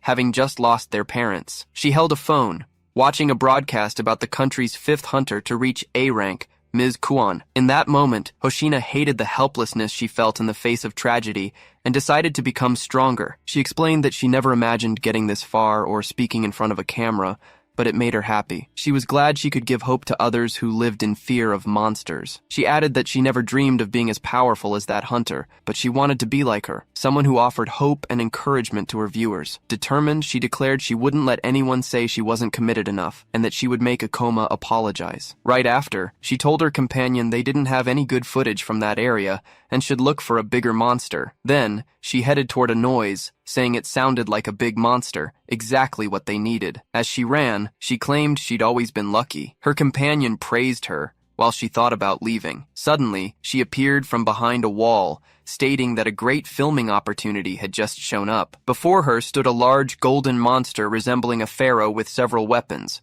standing over a fallen person. An information screen revealed the monster was a level 40 undead pharaoh, the boss of the Tomb of the Ancient King gate. Startled, she commented that it was impossible for a B-rank boss monster to be there, realizing it wasn't something she could handle. Then, her companion said someone had probably led the monster there while trying to escape. He added that they needed to leave immediately, forgetting about the footage and the bet. Hoshina agreed, stating that the monster wouldn't be able to follow them down a narrow path. The person lying on the ground cried out for help. She saw herself as small and helpless in the tragedy, as an orc attacked her, and the image of Ms. Kuan appeared before her eyes. In that instant, she realized she finally understood why she was drawn to her message. Right after, she added that she didn't want to run away when someone needed her help. As she ran, she told her companion she was sorry. Then, she blocked an attack from the monster with her sword. She turned to the person calling for help and ordered them to start running as she would hold the monster back. The person thanked her as the monster swung its weapons violently. Then, her companion countered the attack, stating that the creature's blows wouldn't work on him. He quickly added, enthusiastically, that he was Hoshina's #1 fan, leaving her visibly confused. Mr. Manager declared that he wouldn't run and wouldn't leave her behind. He admitted he wasn't very skilled in combat, but could serve as bait. As the pharaoh approached menacingly, she was breathing heavily as she continued to defend the fallen Mr. Manager. The warrior activated a shield, which manifested around him with an intense blue glow. However, the monster launched a swift attack with its weapon. The blow struck the warrior's shield, shattering it into pieces. Surprised, Hoshina realized the monster was stronger and faster than them in every way. She concluded that this was what made a monster worthy of being called a boss. She was visibly shaken as the great enemy approached imposingly. The pharaoh brandished its two weapons in front of it. Faced with the scene, she looked apprehensive. Then, Ikoma appeared and stated that her actions had been reckless. The pharaoh launched a powerful attack, which was blocked by a barrier. When she opened her eyes, she saw Ikoma holding her. Surprised, she asked how he had gotten there. He explained that he had come back in case she did something like this, as the hunter she saved had told him everything. Ikoma let out a sigh. He reiterated that she would regret it if she didn't take being a hunter seriously, and reminded her that if she won, he would have to take back what he said and apologize. With a faint smile, he declared that she had won the bet. As he held her in his arms, he apologized for saying she wasn't serious. Next, Ikoma declared he would reduce the gravity. He then charged the monster while still holding Hoshina in his arms. The creature lunged forward, and he blocked the attack. He explained that he used his gravity reduction ability to deflect the weapon's impact, creating distance between them and the enemy. Meanwhile, Satsuki summoned a shadow sphere, aiming it at the monster. The creature was struck by the energy. Satsuki revealed she had managed to distract it from Ikoma, although her attack dealt no damage. He noticed the two injured hunters and reflected that he rarely fought with an advantage, especially not against such a high-level boss monster. The level 40 undead pharaoh was an imposing sight. Ikoma noted that he could use his weapon to enhance his gravitational abilities, but he admitted there was no simple strategy to defeat this opponent. He then realized the odds were heavily stacked against them, but Hoshina explained that the other two hunters were there at her insistence, so she couldn't abandon them. Ikoma added that he didn't mind an occasional challenge. He then asked Satsuki to help replenish Hoshina's mana. He then declared he would try to distract the monster while she recovered. He noticed Hoshina had used fire magic and concluded she was a swordswoman who used her weapon, but covered her weaknesses with minor spells. He continued to ponder, guessing she probably had a healing ability as well. With that, she could heal herself while he kept the monster busy. And so, with Satsuki's help, she began to recover her mana, getting ready to fight again. He thought about how his gravity reduction ability increased his speed in exchange for power. Ikoma moved quickly, noting the good news was that, for now, he didn't need to worry about attacking the creature. The level 33 hunter stated he just needed to keep dodging, though he admitted the enemy's level was too high for him. Still, he thought his gravitational ability would be enough to keep him out of reach. At that moment, the injured hunter asked to help Hoshina, and Ikoma replied that he could count on him. He leaped to dodge a blow, explaining that the boss monster was huge, fast, and had 4 arms. Then, the creature attacked, striking the ground with force. The pharaoh blinked, and Ikoma reflected that it had been an extremely fast and powerful attack. He wondered if it was the creature's ultimate move. He concluded he would need to stay alert to avoid being caught by that ability. Meanwhile, the fallen hunter wondered if he was still alive, his body feeling heavy and difficult to move. Still on the ground, he asked about Hoshina, and then realized the fight was still going on. The monster charged, and Ikoma moved with agility, flying over it and surprising the injured hunter. Confused, he wondered how Ikoma was moving so fast, still trying to reach for his camera. Ikoma defended against an attack by running along the creature's forearm. With a swift move, he charged toward the monster. The knight filmed Ikoma with his camera, calling it a glorious scene. He reflected that none of his attacks were working, as his gravity reduction ability also decreased his power. Besides, he thought the monster's level was too high for him and that he couldn't take it down alone. However, he believed there was still a way. With a flash of energy, Satsuki and Hoshina used reverse mana drain. Then, Hoshina exclaimed that it should be more than enough and activated her healing ability. With a determined smile, she declared she was ready to fight again. Satsuki announced she would provide support from the rear, while Ikoma thought that now they had a real chance to fight. However, he also noted they were still at a great disadvantage. He concluded that if the fight dragged on, they wouldn't last long against such a high-level boss monster. Ikoma faced the imposing undead pharaoh. The figure then attacked several times, but none of the blows landed. He began to observe his surroundings. Suddenly, he found himself in front of a smaller creature. It was then that Satsuki noticed he was surrounded. With that, Ikoma reached out and used his ability to reduce gravity, making a nearby statue lighter. He then quickly hurled the statue in the pharaoh's direction. Then he shouted to Satsuki, telling her to attack the creature's mask. She responded immediately, preparing her weapon as a blue aura enveloped her. She then launched a sphere of dark energy that collided with the figure. The smoke cleared, revealing the monster's eye region. Satsuki noted that the attack hadn't caused any damage, but she got the information she needed. From this, Ikoma concluded that the mask served as powerful protection, making the face the enemy's weak point. Quickly, Hoshina positioned herself in the pharaoh's blind spot. Despite the creature's intense attacks, she persisted, lamenting how difficult it was to dodge its 4 arms. She reflected on how hard it was to get close, even with everyone's support, and wondered how Ikoma managed to dodge and counterattack all by himself. Then he called out to her, instructing her to use her magic ability to destroy the mask while he stopped the enemy's movements. He explained that his weapon had an ability capable of damaging or even shattering the target's armor. Hoshina nodded and activated her ability, causing her sword to glow intensely. However, she wondered if he could really stop the giant monster. Ikoma launched himself forward and quickly positioned himself above the pharaoh to attack. He told himself that the creature's strength was in its 4 arms, and if he could stop them, its movements would be limited. He realized this would make it vulnerable to attacks. With that, he activated his gravity ability to bind the figure. He noted that he had used his technique specifically to bind the pharaoh's arms rather than its torso. With the creature's shoulders immobilized, it could no longer use its arms to break the chains. Ikoma reflected that this strategy only worked against large monsters with multiple arms on each shoulder. As he watched the figure being restrained by his ability, he prepared for his next move. At the same time, Hoshina focused, thinking she could finally reach the target. She then unleashed her ability, firing a powerful blast of energy. The undead creature was hit directly by the attack. The pharaoh's mask cracked and shattered into pieces, revealing its face. The creature's face was exposed, showing multiple eyes and a deformed mouth. They both stared at the monster. Ikoma noted that its weakness had finally been revealed, while Hoshina was startled by the creature's appearance. Ikoma rushed toward the figure, determined to take it down while it was still bound. Immediately after, he reversed the gravity, leaping to avoid the pharaoh's attack and shattering the ground on impact. He predicted the creature would use all its arms for a final attack, and that he would activate his ability the moment they came together. He realized this move would make the monster lower its head, thus exposing its greatest weakness. Then, he exclaimed that this would be the end, delivering a decisive blow. In that instant, he activated his Meteor Fall skill, launching a powerful attack that struck the pharaoh's head directly. With a smile, Ikoma held the golden ring and discovered he had leveled up after defeating the boss monster. Meanwhile, Hoshina was helping the injured warrior on the ground, while another one just watched. A glow emerged from the defeated monster's body, and Satsuki noticed something next to Ikoma. She called him over to show him a magic weapon, revealing its powers in a brief description. Ikoma offered the weapon to Satsuki, saying it was perfect for her, and that way they wouldn't need to buy one. Surprised, Satsuki asked if she could really keep the weapon. He then recalled that she had helped him get his own weapon, and mentioned that Hoshina should also receive something. Hoshina reassured Ikoma, telling him not to worry. She then thanked him, stating that he had saved their lives. She offered him the item and the demon stone,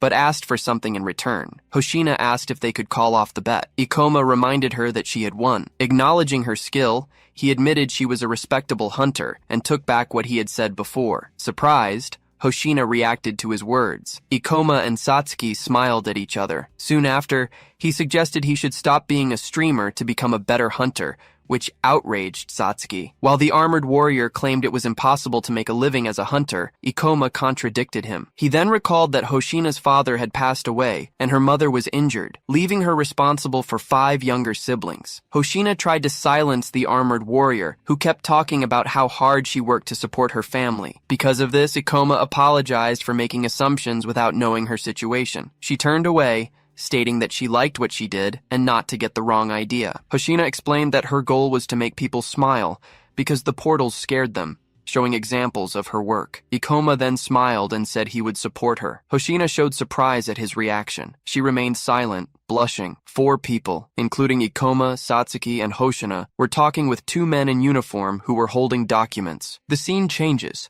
and Hoshina asked about the camera's condition, remembering it was expensive and captured fast movements, hoping it wasn't broken. One of the warriors confirmed the camera was working, which relieved her. Even so, the warrior complained that they had barely gotten any demon stones or footage from that portal, despite almost dying in there. Hoshina thought that maybe they should have asked for the boss monster's demon stone, but stated she wouldn't accept anything out of pity. She asked repeatedly if the camera hadn't recorded anything useful, begging them to tell her there was something. The camera then showed a recording of Ikoma in action. Later, at the Marima branch of the Hunters Guild. Ikoma was sitting and reading a book, while Satsuki watched something on her phone. Excitedly, she called him over to watch a video. Ikoma suggested that instead of looking for information in videos, it would be better to get it directly from the experts. The phone screen showed a picture of him, accompanied by the title, "The Rumored Supreme Hunter Appears." A video of Ikoma fighting the monster, posted by Hoshina, was getting a lot of views. In the comments, people praised Ikoma's speed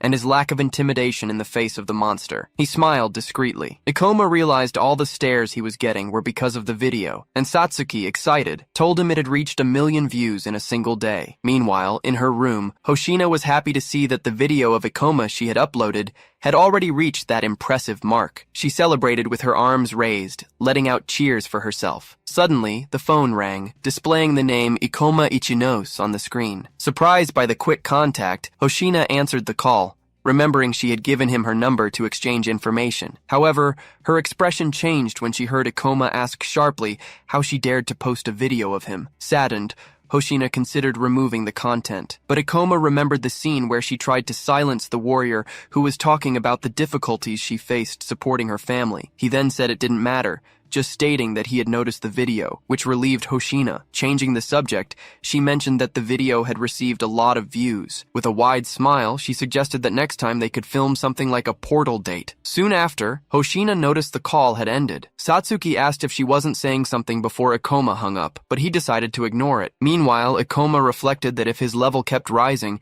he might be able to find time for something truly important. He thought about obtaining a very rare item that once seemed unattainable, known as the Ring of Wisdom. With that in mind, he clenched his fist, believing he could even change the course of history. A moment later, the receptionist points to the screen, confirming Ikoma is at level 36, indicating he now has the necessary experience. Then, the protagonist is promoted to C rank and is properly congratulated. Afterward, Ikoma and Satsuki step away from the administration desk. She expresses her admiration for his rapid rise, and he thanks her, wishing her a speedy promotion as well. Meanwhile, the receptionist at the desk is impressed by the speed of his ascent, something never seen before. Ikoma believes his rapid progress is due to his knowledge and experience, explaining that the most effective way to level up is by defeating high-level monsters. Soon after, Satsuki states that he is one of the strongest C-rank hunters and promises to work hard to reach the same level. In response, he declares that by the end of the month, he will become a B-rank hunter. Satsuki shows concern about this ambitious goal, asking if he isn't pushing himself too hard, and reminding him that few guilds have someone so strong. Finally, Ikoma reveals he has a specific item in mind that he wants to obtain. To get it, he needs to access the high-level portal called the Library of Illusions, and for that, he must be a B-rank hunter. He explains that the portal's boss monster, which no one has ever defeated, will drop the Ring of Wisdom, exactly what he's after. Surprised, Satsuki asks how he knows what the monster will drop. She then asks if his reason for wanting this rare item is related to what he told her before, and Ikoma confirms it. He speculates that the Ring of Wisdom might have some connection to the appearance of the portals, which leaves Satsuki even more astonished by the object's importance. He then details that the ring is a high-value item that had suddenly disappeared in his past life before it could be analyzed. Ikoma mentions that in the past, experts used it to understand how the portals appeared, and even though it's difficult to reach the required rank in time, he still wants to get it. He says the item is something he wants for himself, but she doesn't have to help him if she doesn't want to. Satsuki replies that she doesn't mind, reminding him he helped her a lot. She adds that she's happy to be needed by him, and Ikoma thanks her. Satsuki then expresses doubts about him reaching B rank before the end of the month, mentioning that the promotion depends on portal records. Even so, he assures her everything will be fine, as he already has a plan. With that, he declares that their focus will be on setting an impressive portal record. Soon, a boss monster, the level 32 Red Troll, is revealed. Ikoma launches an attack and defeats it instantly. Next, Satsuki defeats the other boss, a level 30 Mermaid Chief. Following that, another boss, the level 36 Arachnid Ogre, is hit by a meteor fall attack. With that, she levels up from 32 to 35, reflecting that she can't believe they cleared 3 portals in just 2 weeks. Despite acknowledging the bosses were lower level, Satsuki questions how easy the task was, and Ikoma confirms they are usually difficult. He then explains that at this level, boss monsters are limited to simple movement patterns, and their abilities aren't devastating. He also reveals that he knows all the relatively easy-to-clear portals around the capital, and has even prepared a complete list of them for easy access. He then shows a portal map on his phone and states that, so far, they have cleared 5 portals above level 30. A little later, they arrive at the guild reception, where the receptionist confirms Ikoma's portal record is impressive, hardly believing he has cleared so many. The employee then explains that they will undergo a strict evaluation for the B rank promotion and will be contacted in a few days. At that moment, a muscular man, Mr. Ukami, appears. He looks indignant as he questions if the brat is really asking for a promotion to B rank. Ikoma observes him carefully and asks if he works for the guild, noticing the crest on his chest. It is then revealed that some high-performing hunters sign exclusive contracts with the guild. The man begins to argue with the receptionist, while it's explained that these hunters' tasks include portal management, incident response, and making recommendations for the organization. They also wield great influence over their guild, and Ukami finds it absurd that Ikoma is about to be promoted to B rank. Nevertheless, the receptionist informs him that Ikoma is almost level 40 and has an extensive record of clearing multiple mid-level portals. Surprised, Ukami asks if this means he has already defeated several boss monsters. As the two stare each other down, the man remembers that it took him 7 years to become the only B rank hunter at the guild's Morima branch. With that, he starts to wonder how Ikoma could already be at his level. Looking at the man's expression, Ikoma realizes he's likely going to be a problem. Ukami approaches Ikoma, questioning how a boy who looks like that could be a rank B hunter. The young man replies that without his approval, getting the promotion at the Morima branch will be difficult. However, he concludes that he can't give up, since he can only apply for promotions at his hometown's branch. Remembering all the help he received from Satsuki, he reinforces his decision not to back down. With that,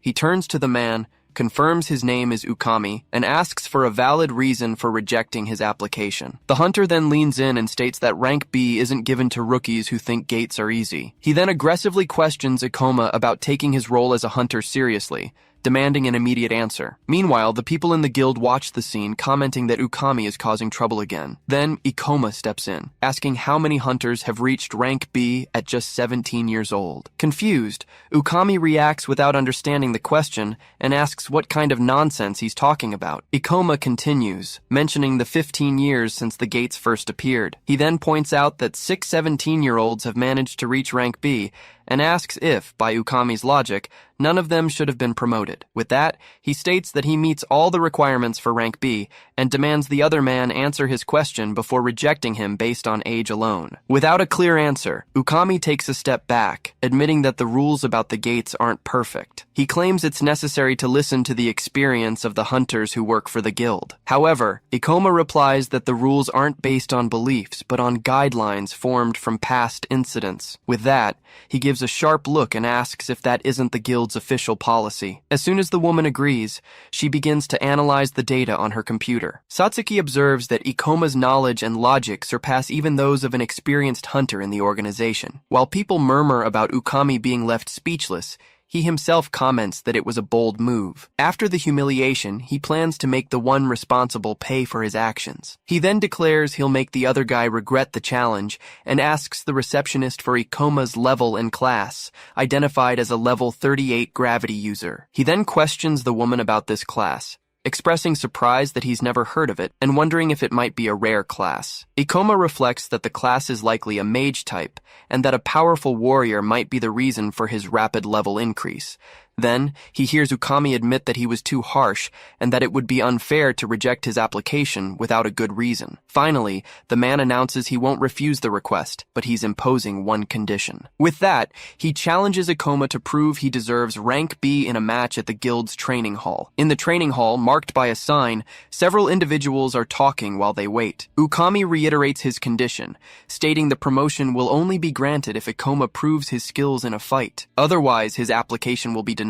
Meanwhile, 2 people murmur about his history of confrontations, recalling that he nearly killed others in previous fights. Others comment that the situation is unlikely to end well for Ikoma, as Ukami often uses these duels as an excuse to vent his anger. Satsuki then, shows concern for his companion. He stares intently at Ikoma, reflecting on the public humiliation he suffered earlier. Comparing their levels, he notes that the young man is at level 38, while he has already reached level 47. Realizing he's dealing with a mage, Ukami theorizes that the kid only got this far with the help of some powerful hunter. He then declares he's a beast warrior, emphasizing that his class nature enhances his physical attributes. With a smile on his face, he plans to publicly humiliate and destroy the boy to stop him from continuing as a hunter, considering his own experience and traits superior. Ikoma then manipulates a holographic screen in front of him. Observing this, Ukami assumes he has a class geared toward direct combat. Aware that he needs to be cautious, Ikoma decides to use his remaining skill points to upgrade his gravity magic. He spends 25 points to raise his gravitational manipulation to level 4, anticipating a boost in his physical stats. Although he'd prefer to invest directly in gravity magic, he concludes he has no other choice and decides to proceed. At that moment, Ukami taunts him, assuming he had been saving up points before the battle and had an easy life until now. In a sarcastic tone, he warns about possible accidents in fights, advising him not to get hurt. Ikoma simply thanks him for the warning. Then, the challenger tells him to show his skills, and he responds by drawing his sword. With a determined look, Ukami plans to prove his superiority in front of everyone present. He smiles, determined to publicly humiliate Ikoma and prevent him from ever working as a hunter again. Wielding his weapon, Ukami invited his opponent to start the fight whenever he was ready. He specified that he wouldn't use any of his skills, but said the other could. Ikoma remained silent, just observing the situation. As he stood still in the center of the area, several people watched from above, curious about what was about to happen. With a confident smile, Ukami declared that now it was his opponent's turn to be publicly humiliated. As soon as Ikoma declared the fight had begun, he activated a skill that reduced the gravity around him. In Ukami's mind, the boy's attacks would never reach him, and he would end up becoming a laughingstock. However, with a swift movement, Ikoma lunged forward to strike. Seeing the speed of the attack, Ukami couldn't understand what was happening. As he blocked the strike with his weapon, he wondered how his opponent could move like that at his level. Then, realizing Ikoma was now behind him, he asked in shock what had just happened. Even as he tried to convince himself he'd just been caught off guard and now knew who he was dealing with, Ukami counterattacked with his weapon. Ikoma hovered above the ground, while Ukami looked up at him, still wielding his blade. It was then that he lost his balance and staggered, realizing he'd lost his own center of gravity. Right after, his opponent moved swiftly, propelled by his energy. A well-aimed kick struck Ukami in the face, drawing blood instantly. He coughed up blood, staggered by the force of the blow. Despite the injury, he still tried to attack with his weapon. However, he realized his opponent had performed a combination of moves that ended with a kick, and he wondered how anyone could fight like that. From a distance, someone watched the fight through a device,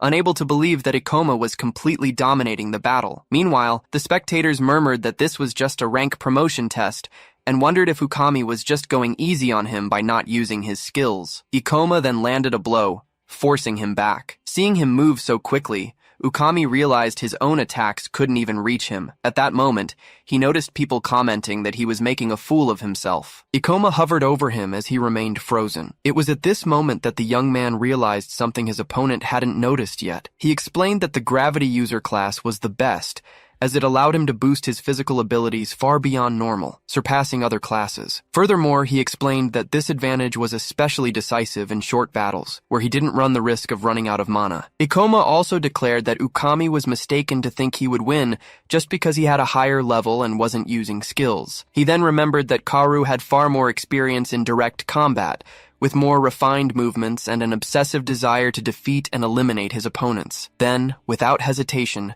Ikoma lunged to attack Ukami with his sword. He then used his skill to increase gravity. To his surprise, Ukami found Ikoma's blow was heavy. He wasn't just fast, he was powerful too. For a moment, he thought his opponent had disappeared and wondered where he had gone. Right after, Ikoma appeared upside down in the air, while the other man stared at the ground, exactly where he had vanished. Next, he appeared behind Ukami, pointing his sword at his back. The young man explained that he reduced the force of gravity immediately after their weapons clashed, using the force of the impact to quickly reposition himself behind his opponent. The people watching the fight declared that the experienced rank B hunter stood no chance against Ikoma, celebrating his victory. Satsuki smiled, expressing her delight and declaring he had been incredible. Meanwhile, Ukami remained perplexed, wondering if this was some kind of joke. Refusing to accept defeat, he claimed he had been humiliated and that it was unacceptable unacceptable. Ikoma then asked if, with this victory, he could officially become a rank B hunter. Suddenly, he stopped his movements, sensing something strange. Consumed by a red aura, Ukami lunged toward him aggressively. He roared at Ikoma, his eyes glowing red, as he activated a claw skill. With a swift movement, he struck a blow with the activated claw. The attack hit Ikoma, forcing him back a few steps. Then, the young man revealed he couldn't dodge the blow because he had let his guard down, believing the fight was over. As he watched Ikoma, Ukami thought this was all ridiculous. He then explained that he had used his weapon as a distraction to hide his real move, though the other had still managed to block part of the attack. Outside, the crowd began to murmur about what had happened, declaring it was cheating since the match was over. They also pointed out that Ukami had clearly said he wouldn't use skills during the duel. Even so, he remained angry, getting booed by the crowd. Ikoma, confused, asked what was going on and if the rank promotion test would still continue. As an eddy of energy swirled around him, Ukami gritted his teeth, consumed by rage, and swore he wouldn't let Ikoma mock him, promising to make the boy's life a living hell. Ikoma asked if his performance proved his eligibility. Meanwhile, Ukami reflected on how unacceptable it would be to lose to someone of a lower rank, as it would completely undermine his influence in the guild. With that, he declared it was useless to continue and denied the promotion request. News of the result caused murmurs among the observers, while Ikoma stood motionless. Then, the evaluator stated that he had agility, but was unable to land a decisive blow, making him weak against powerful monsters. He then explained that he had intentionally given him several opportunities, but the young man failed to seize them. Finally, he pointed out that Ikoma couldn't dodge his final technique and got injured, showing an inability to react to the unexpected. The spectators began to murmur that it was unfair, commenting that Ukami would have rejected the promotion either way. At this, he questioned what was said, causing one of the men to flinch. The other advised him to stay silent so as not to provoke his wrath. Just then, Utsunomiya shouted Ukami's name, asking if he wasn't ashamed of what he had just done. Ikoma then realized Utsunomiya was there. The man accused Ukami of breaking his word about not using skills and stated that Ikoma had held the advantage throughout the entire fight. In response, the other told him to shut up, calling him a nobody. Even so, Utsunomiya assured Ikoma that he would handle the situation and reveal the truth of what happened. However, the young man refused the offer, questioning the use of the term best friend and the reason behind his help. Satsuki, who had watched the fight, believed he had won. Then, she wondered why Ikoma was acting that way. Remembering he needed Ukami to acknowledge his skills, he revealed that, because of this, he made sure to clearly show the difference between them. He then reflected that, despite having wounded his opponent's ego, perhaps he should have been less humiliating. He concluded it was no use realizing that now, as defeating him hadn't changed a thing. Then, someone approached, asking about all the commotion. Ukami recognized the deputy guildmaster Serizawa. He asked what he was doing there, stating that he was looking for him. The other replied that he was evaluating a hunter, but the guy turned out to be a waste of time. Serizawa looked at Ikoma and questioned if it was really necessary to injure someone else. Acknowledging that accidents can happen in combat, Ukami scoffed at the injury, calling it minor scratches. Then, Serizawa told him to forget about it. Ikoma watched as Ukami told his superior they needed to discuss an urgent matter and was then called to go up. As he ended the test, he stated he had no time to deal with the weaker ones, while Serizawa walked away. Utsunomiya, surprised, commented that he was the strongest hunter in the guild. Satsuki turned to Ikoma and asked what they would do next. With a hand on his head, he replied they would have to find other ways. As the elevator reached the 13th floor, Serizawa questioned if the fight had truly been necessary for an evaluation. Ukami then explained he had fought to show reality to some arrogant guy seeking a promotion. The deputy master finally questioned the young man's actual B-rank candidacy, thinking that perhaps rookies didn't take experienced hunters seriously. Sitting in the room, he asked Serizawa what subject he wanted to discuss. The other revealed the main topic was the B-rank gate of the Beast Temple, belonging to the Morima branch. He explained that managing gates of this level was extremely profitable, allowing hunters to level up and collect demon stones. He then pointed to the tablet, reporting that abrupt changes had been noticed in the monster distribution inside the gate. He continued, explaining that the mana density levels were also abnormal, and that the priority should be preventing disasters, not seeking profit. The evaluator, holding a paper, showed he understood that Serizawa wanted to get rid of the beast temple to avoid future problems. The other confirmed, explaining that the ministry wanted to keep the B-rank gates because they were scarce, and the guildmaster was also hesitant to close it due to the profits. He also said that the only reason for this hesitation was that Ukami, as an experienced hunter, had declared the location safe. He added that the gate raised many questions, and that, personally, he wasn't sure about its safety. Therefore, he asked the evaluator to offer a new opinion to the guildmaster. He then questioned if that was the real reason he had been summoned. However, Serizawa interrupted him, saying he wasn't finished yet. Then, he covered his face and told the other to shut up. Right after, Ukami held up a paper, stated the gate was fine, and then tossed it aside. Serizawa bent down to pick it up, saying he hadn't even looked at the collected data. Even so, the evaluator stepped on the papers, asking what that data could possibly tell him. Still smiling, he declared that as an experienced expert, he guaranteed the gate was safe and that he could clear it at any time if something happened. Slamming his hand on the surface, he stated they couldn't afford any accidents, as they didn't even know the real cause of gate disasters. Meanwhile, Serizawa remained silent, just observing. He then thought that their duty was to protect the area. Afterward, a sleeping creature opened its eyes. Ikoma thinks the situation is problematic. He then reflects on the hunter Ukami's attitude. He explains that promotions can only be requested at one's own branch, making it impossible to bypass the hunter to get the advancement. He then states they need a rank B hunter to enter the Library of Illusions, and that Satsuki could take the test at another branch, but she doesn't have the required level for the promotion. So, he declares they need to find a solution. As soon as Hoshina arrives abruptly,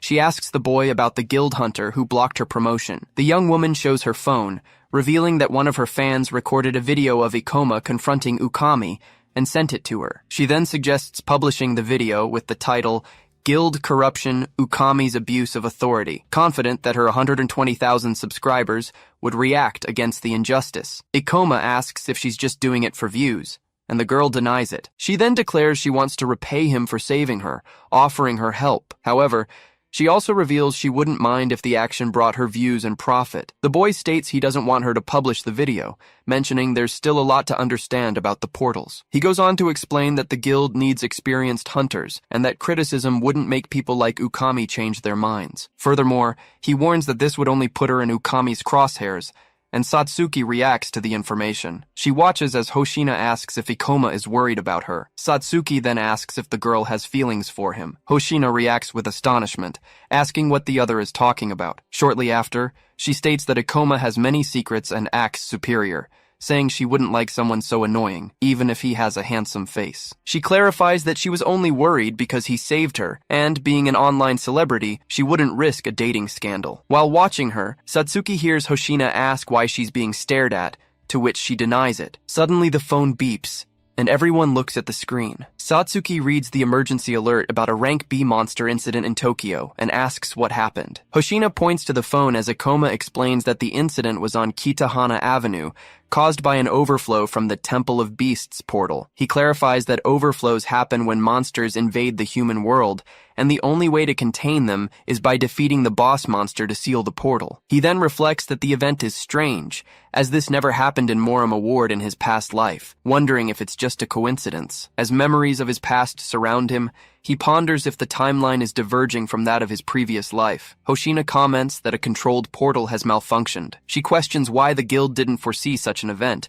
since they've been analyzing portals for a long time. The young woman admits she's never been in a rank B portal and doesn't have enough power to help. She then recalls a scene of her father asking for help against a monster and states that many people are weaker and need her help. She then declares she's heading to the location. Ikoma then explains that it's unknown how dangerous a faulty rank B portal can become, as monster-related disasters can cause other phenomena. At the scene of the incident, Ukami confronts a large creature amidst the rubble. The creature reveals itself to be a level 34 werewolf. The hunter leaps into the air to attack it with his weapon. He advances quickly, declaring that no one will stop him. At that moment, he thinks the situation is terrible and that the portal's proximity to Serizawa is unfavorable for his reputation. Two people praise the hunter for defeating a strong monster with a single blow of his weapon. He then asks if they don't have anyone stronger, stating they can't handle the disaster with rank C people like them. They reply that there are few rank B or higher hunters, and although they've contacted those who can help, they don't know when they'll arrive. Ikoma explains that the other's reputation would be ruined if the disaster got out of control, but reveals he has fought the monster from this portal before. He then says the boss monster is a level 47 phantom fox, and it shouldn't be hard to defeat. He states that Ukami intended to defeat the boss monster quickly to blame Serizawa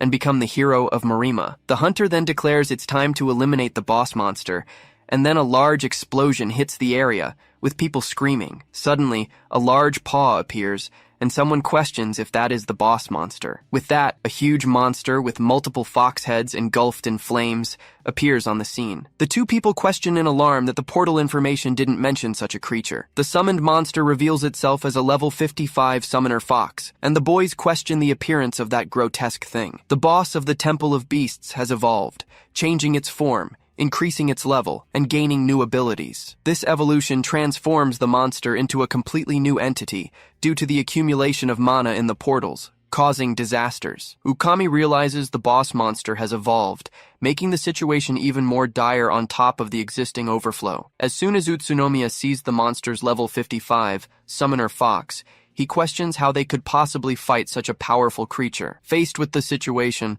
the two agree they need to retreat and wait for reinforcements and other hunters. Even so, Ukami calls them fools and states that retreating would tarnish his reputation for having insisted on keeping the portal open. He then reminds the others that he is a rank B hunter. He emphasizes that he has faced many dangers like this before. With a wicked look, he says they should distract the monster so he can deliver the final blow and kill it. The guys say the idea is reckless, stating they wouldn't last 10 seconds acting as bait against a monster of that type. Ukami gets angry at his companion's refusal and concludes they won't do as they're told. With a smile, he decides he has no choice but to give the boys some incentive. He then invokes the Berserk skill, and a beam of red energy shoots from his hand, hitting both of them. With the red energy enveloping their bodies, the guys fall to the ground feeling a strong headache. The Berserk spell, a Beast Warrior class spell, temporarily increases the target's attack while lowering their reasoning ability, making them aggressive. The hunter reveals he often used this skill to create human bait and escape monsters, but admits it's been a while since he last used it. He then kicks one of the guys, sending him flying forward. Next, he orders them both to attack the monster. He plans to step in and deliver the final blow as soon as they distract it. With a sadistic smile, he thinks this will serve as a lesson, because good people don't survive in the world of hunters. The two, under the skill's effect, charge at the monster, brandishing their weapons as he watches them. Meanwhile, the creature reveals a bizarre, pulsating eye on its back, where the eyelid is made of hands. The monster activates the poltergeist ability through the eyeball. It then advances towards the boys while debris levitates around. Ukami is surprised by the situation and questions how the creature managed to launch such a powerful attack. As he runs for cover, debris falls from the sky. The boys scream in pain, still under the effect of the ability, and he considers them useless. The hunter sees a large piece of rubble coming towards him. With a powerful blow, he strikes the rubble using the Beast King's smash ability. He concludes that the monster is using telekinesis. He realizes the creature's power is far beyond his own. The fox monster pursues him, making him run through the ruined city. He wonders if the enemy was supposed to be this powerful. The monster gets extremely close, almost catching him, leaving him extremely apprehensive. Ukami notices the creature's speed and draws his sword, raising his guard. Then, the monster charges another telekinetic eye attack. He defends himself from the debris that hits him with his gigantic sword. After deflecting the second consecutive piece of debris, Ukami feels the weight of not dodging. The monster lunges to attack him with its sharp claws as his guard is broken. He falls to the ground, realizing the enemy's overwhelming strength. He then thinks about the impossibility of fighting that creature and how he will defeat it, before concluding that it doesn't matter. With that, he activates his false death ability, which allows him to simulate death after taking damage, zeroing out his pulse. The monster looks at the fallen body and then turns its head after noticing there are no more heartbeats. As soon as the enemy is distracted, Ukami realizes he needs to flee. He starts running while the monster activates its eye again. The creature then catches up and lunges with a claw attack. The hunter is caught and falls to the ground again, Realizing the eye on the monster's back can also see, he laments that it's too late to escape, but despairs at the thought of dying this way. The monster prepares to deliver the final attack, enveloping him in a dark magic. Ukami is immobilized by the energy and questions if the creature is mocking him. Then the mist invades his body. He screams in pain with no escape from this cruel fate. Finally, Ikoma arrives in the ruined city during the devastation caused by the monsters. Hoshina heals an injured civilian who is surprised to see his wounds disappear. Ikoma tells the man to run in the other direction, assuring him he won't find any monsters there. The man thanks him and goes on his way. Hoshina starts talking to Ikoma, who seems thoughtful. He states that he needs to push forward to contain the overflow as quickly as possible. The young woman agrees, acknowledging that he's right. She then checks her phone and notices that an hour has passed, but the problem still hasn't been resolved. Ikoma thinks the Ministry of Monster Eradication should have already defeated the Temple of Beasts boss monster, but concludes they're taking too long. With this, he comes to the conclusion that he'll have to assume the worst. Ukami struck the woman first, who screamed in pain, going into a state of shock. He then launched an attack called Beast's Claw, injuring the bald man. The man complained about the attack and gripped his weapon tightly. He then counterattacked with his weapon, clashing it against Ukami's. The aggressor smiled maliciously, while the other stared him down before being thrown back by a powerful blow. The woman shouted the name Captain Kurokawa, and Ukami laughed. He then commented that it was hard to take down a rank B hunter. He continued, saying this was just a side effect of the calamity, and not an ordinary monster disaster. To him, the local troops and hunters wouldn't be able to handle the situation. Even so, he laughed and charged quickly at the bald man, who tried to defend himself. Ikoma arrived just in time, using his gravity-reducing ability. With it, he collided with Ukami in mid-air before the other could be hit. He quickly deduced that Ukami seemed to be under the monster's mind control as he hissed at him. The bald man tried to warn him not to fight, as Ukami was no ordinary hunter. Then, Ikoma attacked with fast, fluid movements. The observer was impressed, saying he couldn't believe a young hunter like him was overpowering a rank B hunter. He continued to watch, recognizing he had never seen anyone like him before. He soon noticed that Ukami was using simple attacks, unlike his demonstrations in previous fights, and wondered if this was a result of the mind control. Even so, the hunter used his beast's claw in a powerful strike, which Ikoma managed to dodge quickly. With that, he noticed his opponent was restless and began to vary his movements. As soon as he activated his gravity-increasing ability, Ukami was thrown forcefully to the ground. Ikoma then struck him with a powerful attack, causing him pain. He then approached and asked if he could see clearly now. Ukami stared at him, looking confused, and recognized Ikoma, asking if they were still in the training match. With a furious scream, he promised to kill him, entering a state of rage. Nevertheless, he was hit again, and the mind control proved to be even stronger. Ikoma slid his weapon and acknowledged that his opponent's level was higher than his. Thus, he declared he could no longer hold back, and that it wasn't personal, preparing for his attack. He delivered an aerial attack against Ukami, hitting him square in the face. Ikoma planned to hit him from above and increased the gravity to execute his strike. He then activated Meteor Drop and hit the enemy with force. With the impact, Ukami screamed in pain. Next, Ikoma cut off his right arm. He also severed the ligaments in Ukami's leg, preventing him from moving. Ikoma was breathing heavily as the bald man watched him. The veteran then wondered about the boy's power, imagining if he was holding back to avoid killing a rank B hunter. Hoshina and Satsuki arrived, complaining about Ikoma's speed, and he apologized for being in a hurry. He explained that different character classes have different speeds. The bald man instructed the woman to evacuate people to a safe location. However, Ikoma disagreed,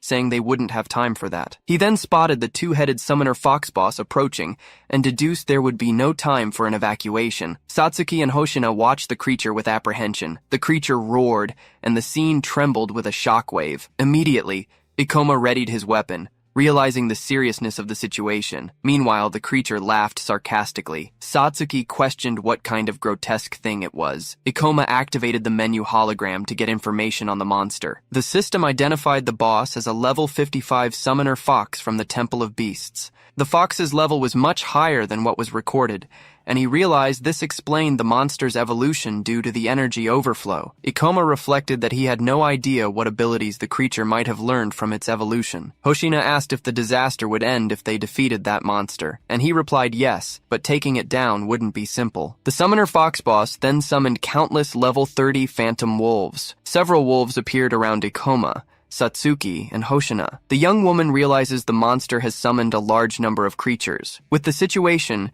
she thinks about the damage the overflow will cause and the people affected. As the monster laughs, Hoshina notices it seems to be enjoying the situation. Ikoma asks her and her companion to deal with the summoned monsters and protect the others while he moves forward. She asks what he plans to do. He replies that he will take down the boss monster as quickly as possible to end the overflow. Hoshina holds out her hand. Then she lets out a laugh. She turns and comments that, although it seems impossible, he makes it look like he can actually do it. She accepts the mission and states they will take care of the summoned monsters and protect the injured. Ikoma rushes forward, with Satsuki and Hoshina covering his back. Captain Kurokawa expresses concern, stating that it's reckless for him to face a level 55 monster alone without reinforcements. Meanwhile, Ikoma sees two spectral wolves howling. He leaps over one of the wolves while the two women prepare below. The boy says he's counting on them, and Satsuki replies that they've got it covered. With that, he moves at high speed towards the monster. The creature activates a powerful ability, a poltergeist. Pieces of buildings and debris levitate in the air, colliding with each other. Ikoma observes the levitating objects and comments that the ability is impressive. Kurokawa questions in surprise how the monster is using such a powerful skill. The summoner fox laughs before preparing another debris attack. With that, the debris flies rapidly towards Ikoma. Satsuki exclaims Ikoma's name, while Hoshina thinks that even he would have a hard time dodging the objects. Meanwhile, a spectral wolf appears near Ukami, who concludes that the monster is clearly mocking them. Ikoma thinks the creature sees humans as mere playthings. He moves quickly. He then jumps between the debris attacking him, getting closer and closer to the boss. Kurokawa is surprised by his speed, questioning how he can move so fast and stating that he's never seen a hunter move that way before. Ikoma reflects that his years fighting as a thief in his past life were useful and that his previous life was worth it. He continues to advance rapidly. The summoner fox grinds its teeth. Ikoma asks if it's anxious because its special move didn't work on him. The two heads continue to snarl with fury. The creature roars with a terrifying sound the moment he gets close. With that, Ikoma activates the ability to reduce gravity as he touches the last stone. He strikes the monster by launching the rock into the mouth of one of the heads, causing a huge impact. The monster bites the stone, shattering it, but it doesn't escape unscathed. Ikoma appears beside the creature, commenting that it can't even defend itself. He then prepares and fires a powerful attack called Grante. The blow hits the enemy with an intense flash and a piercing scream. Kurokawa, surprised, realizes that Ikoma single-handedly defeated a level 55 boss monster. He wonders who this young man is, concluding that his skills indicate he must be one of the top hunters in the country. Ikoma reasons that by eliminating the monster, the portal will close, and all the escaped monsters will disappear, so he has no time to waste. Hoshina watches the situation. The boy raises his weapon and declares he will take down the monster as quickly as possible. The debris hangs menacingly. The monster's face shows extreme fury. Soon, the wreckage tries to surround Ikoma from above. He nimbly dodges the falling fragments, stating that the monster's movements are powerful but imprecise, and that he's exceptionally skilled at escaping attacks. He lands lightly on the ground, only to leap again. He then quickly moves above the creature. Ikoma concentrates his energy and increases the gravity. With that, he executes a meteor drop, hurling a large piece of rubble at the monster. It roars in pain as it's struck on the back of one of its heads. Both heads shake, and one turns its gaze, trying to locate him. He increases the gravity on the enemy while striking it again. The creature hisses, and Ikoma asks if it thought he'd be helpless in the air. He then circles around it. He laughs, explaining that he can move freely in the air because he's a gravity user. Both heads growl, and Ikoma remarks that it doesn't seem to be having fun anymore. The monster lets out a high-pitched shriek. He immediately moves in to deliver more attacks. Meanwhile, he thinks that it's easier to fight beast-type boss monsters than human-like ones who rely on movements and skills. Ikoma strikes with his weapon, and the creature reacts with another sharp cry, splattering some blood. It roars, and he acknowledges he has the upper hand in the battle. However, he considers the enemy's level is still too high for him. He realizes he's running out of mana, that the creature's defenses are too strong, and that it's quite aggressive for its level. Even though he hasn't taken any damage so far, Ikoma thinks that once his mana runs out, he won't be able to dodge the monster's attacks anymore, so he wonders if he should start conserving energy. However, he decides against it, as he won't be able to defeat it if it starts to recover. Ikoma considers asking Satsuki and Hoshina for help, but he dismisses the idea since they can't dodge area of effect attacks. Besides, they need to save the wounded. He reflects that thanks to the experiences of his past life, he can estimate the outcome of a battle. Considering the attack, defense, recovery ability, and hit points of summoner-type monsters, he concludes he'll definitely lose when he runs out of mana. He thinks about all the effort he put into cornering the boss monster. Although the sensible choice would be to flee, he decides to take a step forward. An image of Hoshina reflects the concern about the overflow, which will cause even more damage over time. Ikoma maintains a determined gaze. Then, he gives a smile, thinking about pushing forward. He reflects that it wouldn't be right to run away. He dashes toward the creature. He focuses, thinking about using his skills more efficiently and moving with dexterity. Soon, he moves above the enemy, remembering everything he did to reach his comrades in his past life. He delivers a direct blow, stating that he's done far more reckless things than this. The monster screams in pain as it's hit by the gravity attacks. It takes a step back, retreating in fear. One of the heads looks back with eyes red with rage. Soon, the monster summons more beasts, causing a large number of phantoms to appear. Ikoma thinks that the monster has summoned a large number of creatures again. He also notices that the fox still has a lot of mana, but it's overusing it. The creature levitates debris around it and attacks with the poltergeist skill. Chief Kurokawa exclaims that the monster used one skill after another without mana restrictions, and that no hunter can take down something like that alone. Hoshina despairs, stating that Ikoma can't fight all those monsters alone. Because of this, Satsuki says they need to help. She realizes Ikoma is in danger, but for some reason, the monster seems to fear him. The enemy growls, showing its fury. Soon, wolf phantoms shoot toward Ikoma. He raises his weapon, determined to focus. Thus, he concentrates all his energy. Ikoma skillfully dodges the attacking phantoms while eliminating them with surreal speed. Then, he hits the monster with his weapon, and it howls in pain. Ukami exclaims that it's impossible, questioning how the young man moves like that. The monster growls again, as Ikoma realizes it has finally let its guard down. He positions himself above the creature with another leap to gain altitude. The monster's eye on its back couldn't follow him, creating an opening for a surprise attack. Therefore,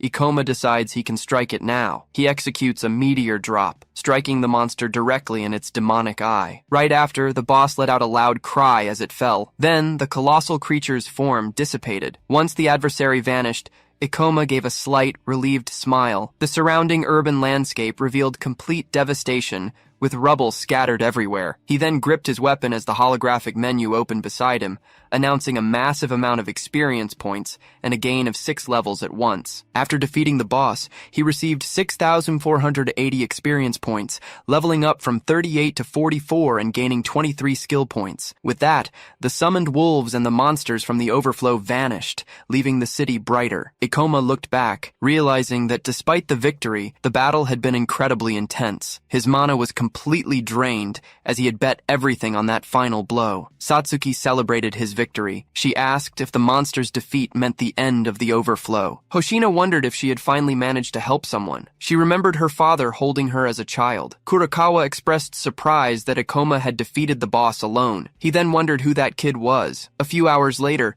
the trio was at the Hunters Guild. There, the administrator informed Ikoma that despite being a C-rank hunter, he had stopped the overflow by himself. She added that he had prevented a disaster, and that the 3 of them deserved thanks, bowing in recognition of their service. 2 people commented that they heard the 3 of them had stopped the overflow and taken down a boss the ministry couldn't handle. Satsuki corrected them, stating that it wasn't them, but Ikoma who stopped the overflow. In turn, the young man felt embarrassed and said he couldn't have done it alone. He explained that if they hadn't fought the summoned wolves, he wouldn't have had enough mana to fight the boss. Then, Hoshina commented that she felt like an instant celebrity. Ikoma lamented that they couldn't film what happened. She retorted that she knew you shouldn't film people suffering in disasters. The boy thought that she could be surprisingly reasonable at times. Meanwhile, Hoshina pointed out that civilians had been injured in the incident. Serizawa and another man walked away, moving through the guild. He reflected on the disaster and how the monster eradication forces couldn't stop it either, wondering what would have become of them without the one who defeated it. People around them began to murmur, commenting that those three had apparently defeated the boss. Upon seeing Ikoma, Serizawa showed surprise. In turn,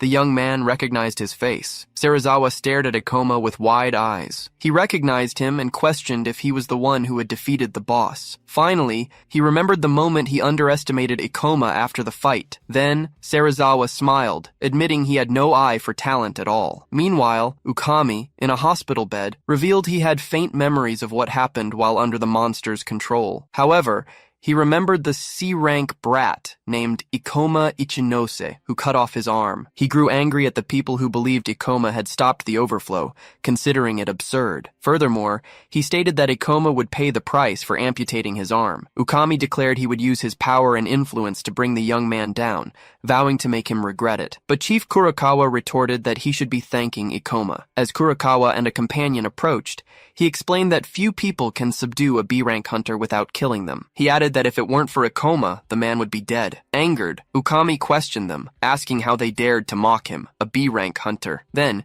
he asked what brought them there. Chief Kurokawa invited the man to come in. Ukami's face couldn't hide his surprise. Kurokawa's companion was identified as a member of the monster eradication forces. Ukami then remembered when he cast the berserk skill on the soldiers of those forces, wondering if they had survived the incident. He expressed extreme resentment for being captured. Kurokawa confronted Ukami, saying that he had used a skill to drive the soldier into a frenzy, making him serve as bait. He also explained that using mind-altering skills without consent is a serious crime, and it was even worse to have abandoned troops in a dangerous area. Then, Ukami, in his hospital bed, was told that he surely knew the punishment for portal-related crimes. He expressed his rage, cursing everyone. Later at the guild, Ikoma's promotion request was denied. The young man questioned if they couldn't process his application form. The attendant apologized, explaining that the guild values its hunters' opinions. She also said he would have to wait 3 months to apply again if a guild hunter had denied the previous request. Ikoma reacted with surprise, stating that he was now level 44 and didn't need a review before applying. The attendant apologized again and asked him to return in 3 months, when she could accept his application. Ikoma thought that in 3 months, he wouldn't be able to clear the Library of Illusions before others did. He grew angry, thinking that Ukami had ruined his plans. Satsuki intervened, saying that Ikoma was a hero of Marima and had defeated the hunter who denied his application twice. However, the attendant reminded Satsuki that the man was fired and arrested for illegal skill use, reiterating that she was sorry but had to follow guild policy. Ikoma asked Satsuki to stop, recognizing there was nothing to be done. However, he told himself that he couldn't give up. In his thoughts, Ikoma reflected on the Ring of Wisdom, which could change the world's fate. He needed to find a way to get the promotion. Just then, someone approached, saying they had heard what happened. Satsuki and Ikoma reacted with surprise. The guild attendant also showed surprise. The person in question was revealed to be Serizawa, the guild's vice master. Ikoma asks if what he heard is for real, but the woman says it's not that simple. She explains that other hunters might complain, and the guild could end up being held responsible. And to make matters worse, she's sure that not even the guild master would agree to this. The scene shifts to Serizawa, who says he's read the reports to understand what went down. He then reveals that a certain Ukami turned down the promotion for personal reasons. But Serizawa assures him he's thought it through, and delaying the promotion would be a loss for the guild. He knows the master won't like the idea, but he guarantees he can convince him later. Ikoma is confused and asks why he would risk so much just to help him. Then Serizawa reveals that the guild's job is to help hunters keep the world safe. He recalls the incident at the gate, which could have been avoided if the guild had acted. That's why he's so grateful to Ikoma for preventing further damage. The Vice Master then extends his hand to him, wanting to show his gratitude and offer his help. With a smile, Ikoma accepts the proposal, and the two shake hands, sealing the deal. Back at the reception desk, Ikoma and Satsuki wait for the employee to finish the process, and finally, the approval stamp appears, confirming that his paperwork has been accepted. Satsuki is overjoyed and congratulates Ikoma on his big promotion to B rank. She says she can hardly believe it, as very few hunters reach this level. Ikoma just gives a slight smirk, looking quite confident about his achievement. In his thoughts, He reflects that he's leveling up much faster than in his past life. He remains focused and serious, thinking about how things are happening too quickly. Noticing his expression, Satsuki asks if he isn't happy, but he confirms that he is. The protagonist then explains that something is worrying him as an hourglass appears. He thinks that he managed to stop the incident, but a B-rank gate disaster is a serious matter, and since it happened in Morima, he would have definitely known about it if it had occurred in his past life. So he assumes the event never happened, wondering if something might have changed. He wonders if it's because he went back in time, but concludes that maybe the gates just manifested differently. The guy doesn't even know how he traveled back in time, so maybe it's just some kind of butterfly effect. But still, he wonders why this leaves him with such an anxious feeling. Then he sighs and thinks that once again, he's falling into his bad habit of being pessimistic. Anyway, he clenches his fist and gets fired up because he's finally gotten his promotion. Ikoma's phone suddenly beeps, with a new important news notification on the screen. He gets a little tense and says that finally, the gate he's been waiting for has appeared. The news reveals the Library of Illusions, a gate that appeared just a few minutes ago in Kanagawa. Satsuki then asks if this is the gate he was talking so much about, and he confirms it is. He believes the boss monster's Ring of Wisdom will be the key to solving the disasters, but Satsuki remembers that to enter a B-rank gate, you need to register and be tested. With a smile, he says he's going to register now and asks if she's cool with that. All excited and blushing a little, she replies that of course, she's in. The scene changes and now shows a large building with a very serious and official appearance. Inside, an older man is sitting alone when his phone starts getting a call. He explains that a gate is about to appear, and the boss's item cannot fall into the wrong hands. The person on the line suggests taking the item and blocking the gate, but the man tells them not to be ridiculous. He says he can't do anything that would raise suspicion, as he needs proper justification. The man comments that he has plenty of obedient dogs,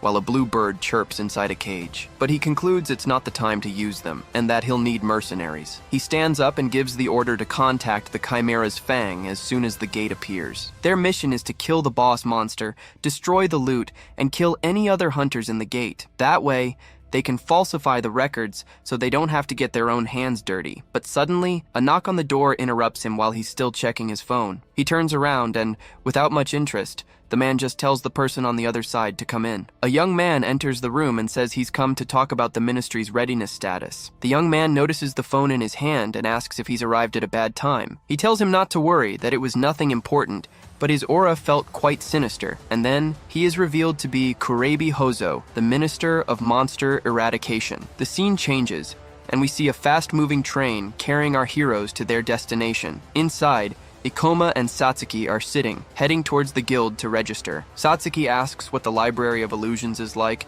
and he explains it's a giant library. Inside, besides various magical monsters, there's also a level 60 boss monster. She gets worried and asks if they can handle it, but Ikoma tells her everything will be fine. With a confident smile, he assures her he's already figured out a way to defeat the boss. They finally arrive at the Hunters Guild branch in the city of Uramu in Kanagawa. But upon arrival, Ikoma is shocked and asks why they can't enter the portal. The receptionist explains disdainfully that the guild has decided not to let hunters enter alone. She says she imagines people from other branches might not know, but this is the final decision. The woman explains that the branch has had many casualties, and the master wants to avoid negative publicity. Ikoma gets angry and says, this solves nothing, as the portal will only become more unstable. He argues that a B-rank hunter should be able to get a permit, but she replies that they can call the eradication forces to keep the portal stable. On top of that, she looks down on him, saying he was promoted to B-rank only recently. She continues, saying his partner is just a C-rank hunter and isn't needed there. Suddenly, a man in a hat appears and asks if they also came for an adventure. Ikoma is suspicious and asks who he is, but the man just smirks. He introduces himself as Seiji Jigoya, a level 43 priest class hunter. Seiji says he's a B-rank hunter and also wants to work in that portal with talented people. Ikoma thinks this is great, because with a priest and other hunters, they could get in. He had planned to level up with Satsuki before the boss, and forming a party solves that problem. Still, our protagonist finds the guy too suspicious to trust. Satsuki, on the other hand, is thrilled that they can finally enter the portal together. He turns to Satsuki and holds her face, confirming if her partner's name was Ikoma. Then he invites all B-rank hunters to join the party he's putting together. Satsuki feels a bit awkward and asks if she could also go on this mission. The priest just stays silent for a moment, making the atmosphere very strange. He says he heard she's an enchanter, one of the hardest classes to control, and with a malicious smile, He finishes by saying he can't have useless people in his party. Satsuki gets very sad, but Ikoma warns that if she's not going, he won't join either. The priest glares at Ikoma, not liking the stance he took to defend the mage. He then accuses Ikoma of trying to take control of the party, using Satsuki as an excuse. Seiji reveals that he already has 2 attack classes, and that he's taking this mission seriously. But Ikoma argues that an enchanter can provide mana, which would be crucial for the party. The priest remains silent for a moment, carefully considering the arguments he just heard. He gives a little smile and nods, saying that if that's the case, he'll accept the girl. So Seiji suggests they exchange numbers so he can let them know when the party is ready. He says goodbye and tells them he'll register everyone and meet them in front of the portal. The scene returns to the 2 of them sitting on a bench, anxiously waiting for the priest's call. Satsuki is still worried and asks if they'll really be able to work with that guy. Ikoma takes out his phone and agrees with her, saying he seemed pretty demanding, huh? But despite everything, he believes they can trust their new teammate a little. He thinks it's better to work with someone straightforward who doesn't seem likely to cause trouble later. Ikoma says he won't cause any problems, but Satsuki is scared and just hopes that's true. Besides, Ikoma thinks they have no choice, as this is their only chance. And having 3 high-rank allies will be a huge help in dealing with the boss monster. The scene changes, and now the whole group is gathered in a very gloomy-looking place. A girl with a scythe slams her weapon on the ground and says this isn't what they agreed on. The hunter Sayonibuki asks Seiji why he brought 2 useless classes to the party. He says it was necessary to get the guild's permission, and that she already knew that, but she retorts that he lied because he didn't tell her the classes of the 2 newbies. With a smile, Seiji replies that they are only there to meet the guild's requirements. He says Ikoma has a high level, but Satsuki is just a bonus that came along with him. Satsuki is happy to be there, but she thinks the group doesn't seem to get along very well. She then whispers to Ikoma in a corner and asks if he thinks everything will be okay. Ikoma thinks the priest was annoying enough, but the others are even more demanding. Just then, Sayan turns to them and says she's going to make one thing very clear to everyone. She threatens that if they try to take the loot without helping, she'll finish them both off right there. But Ikoma replies that he likes the idea of earning more if he works harder in the portal. Sayan gets irritated by his response and calls him a complete arrogant idiot. Then she turns to her partner Hiru and asks what he thinks of all this. Hirugasai says he doesn't care about it and just hopes they don't get in the party's way. Ikoma thinks their levels are good, but the team roles don't fit together very well. After all, being the first to explore a portal can yield rare information and items. Sayan agrees with the idea, but thinks the priest should have thought more about the party structure. But Ikoma thinks it doesn't matter, as he didn't have the luxury of choosing anyone either. Seiji claps his hands and says he understands the complaints, as they had to find people quickly. With everything settled, he thanks everyone and calls them to go to the Library of Illusions. The priest shows his ambition and arrogance, wanting to prove his party's worth. Meanwhile, Sion and Hiru show their complete disrespect for the new members. With this atmosphere, Ikoma just hopes they don't end up in trouble in the end. The dungeon entrance reveals itself, with the name Library of Illusions floating in the air. The group then enters the portal, walking carefully down the dungeon's main corridor. Seiji comments that this is one of the most difficult dungeons, but the place is quite elegant. With a smile, he thinks that portals of this level are rare and that they will become famous. Sayan turns to them and confirms if their names were really Ikoma and Satsuki. She warns them they're just there to fill a slot, so they better not try to be heroes. But Ikoma retorts that his level is higher and that they didn't come all the way from Tokyo for nothing. Furious,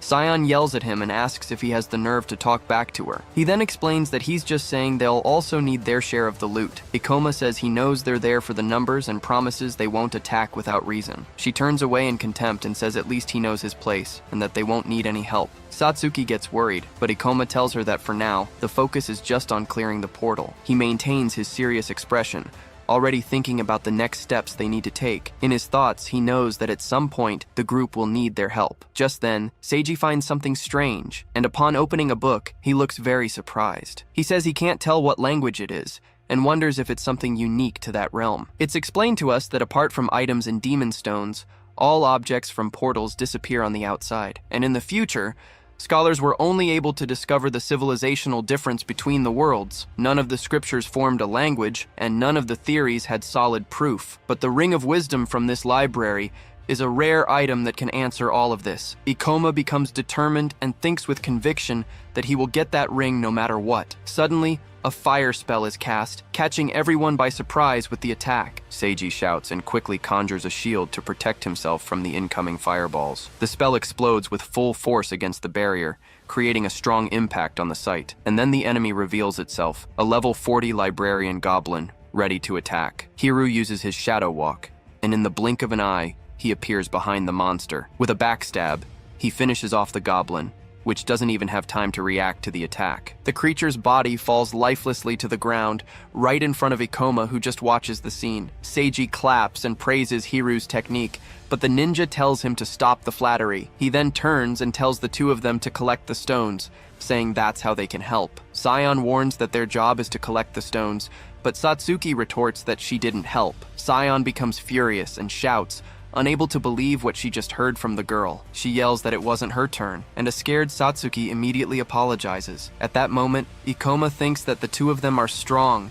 and know exactly when to use their skills. But the moves the ninja used leave Ikoma deep in thought about what he saw. He looks at the ninja and has a revelation, for now he finally knows what the guy is. So Ikoma approaches the ninja and confirms if his name is indeed Hiru Gasai. The ninja turns around, annoyed, and asks who gave him permission to call him by his name. Seeing the scene, Satsuki gets worried and asks why he's talking to that scary guy. The protagonist ignores her and remembers the skills, the shadow walk, and the famous backstab. He gets all excited with a big grin and says the guy is definitely a rogue. Satsuki is completely shocked and confused and can only call out Ikoma's name. Then he explains to the ninja that he'll need more power to fight the bosses. So he suggests with a gleam in his eye that the ninja use skills to get stronger. Hiru is completely baffled and wonders what the hell is wrong with this lunatic. Ikoma advises that he can distract or team up with mages, and that he should choose soon, but Hiru gets angry and grabs him, yelling that he'll cut his head off if he tries to help again. Satsuki asks why he spoke to the guy, but Ikoma says he knows his way around the rogue class. He thinks that rogues lose power at high levels,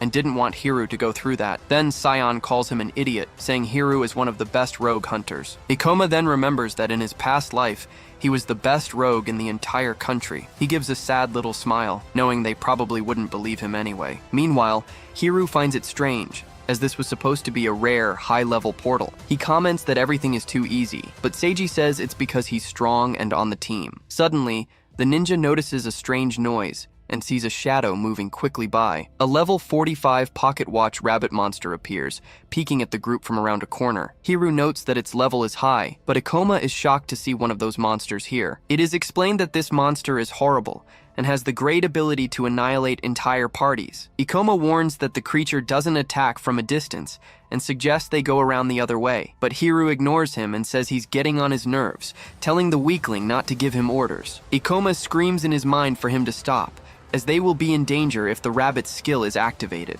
But Hiru completely ignores the warning and continues walking toward the stuffed animal-like monster. He knows he can't protect everyone and fight that creature at the same time. Hiru leaps into the air, ready to strike, but the rabbit senses the threat. Just then, Ikoma desperately yells for him to stop, warning that these rabbits are extremely dangerous. The rabbit lunges at him as Hiru prepares to slash with his blade. He attacks with full force, but the monster dodges with incredible speed, zipping right past him. Hiru is stunned by its quickness, wondering how such a small monster can be so fast. Suddenly, the rabbit activates a skill called Rabbit's Dash and glows brightly. It vanishes from the hunter's sight, who complains about it having an escape skill, but Hiru smirks. A rare monster with unique skills must drop some good loot. He figures since he started the fight, he has to commit to it now. Ikoma's expression turns serious. He's determined to help defeat the pocket rabbit no matter what. He warns the group to be on guard because the creature will use its skills and can be lethal. Seiji seems confused, disdainfully asking what Ikoma is talking about. He looks at the monster and says it's only level 45, no match for the 5 of them. But then his eyes widen as he begins to wonder if the rabbit has that skill. Hiru ignores the warnings and tells the rabbit not to boss him around, calling it a loser. Hiru leaps into the air, ready to strike, but the rabbit senses the threat. Just then,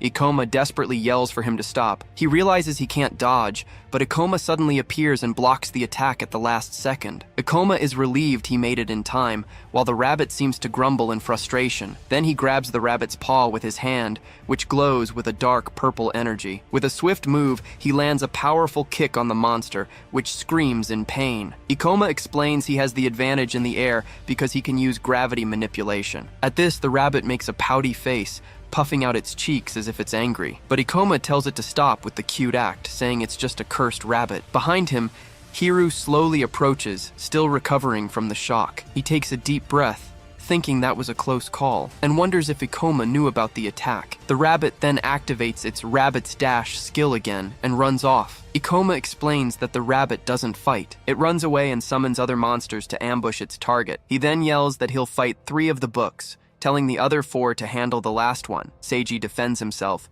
saying he knows he was slow, but they're experienced hunters too. But Ikoma cuts him off, warning that one wrong move and they all die, so they better listen to him. It's explained that the rabbit is faster and smarter, making it nearly impossible to fight in its ambush. We're told that Hiru was the most skilled, but even he almost died right there. Sion, on the other hand, is in a total panic, trembling with fear and unsure of what to do. And then there's Seiji and Satsuki, who are support classes and can't fight properly. That's why Sion yells at Ikoma, saying it's impossible for him to fight 3 monsters. But Satsuki trusts his judgment, knowing his plan is their best shot. She then shouts to the team that they'll take down their monster and then help Ikoma. Meanwhile, one of the grimoires flies straight at the protagonist, ready to attack, but Ikoma manages to dodge the bite, moving with incredible agility at the last second. We're told that these monsters can move freely in the air, making the fight difficult. On top of that, they can attack from a distance with incredibly fast and powerful magic. Ikoma also has to stay alert, as the rabbit could appear at any moment to ambush him. He sighs,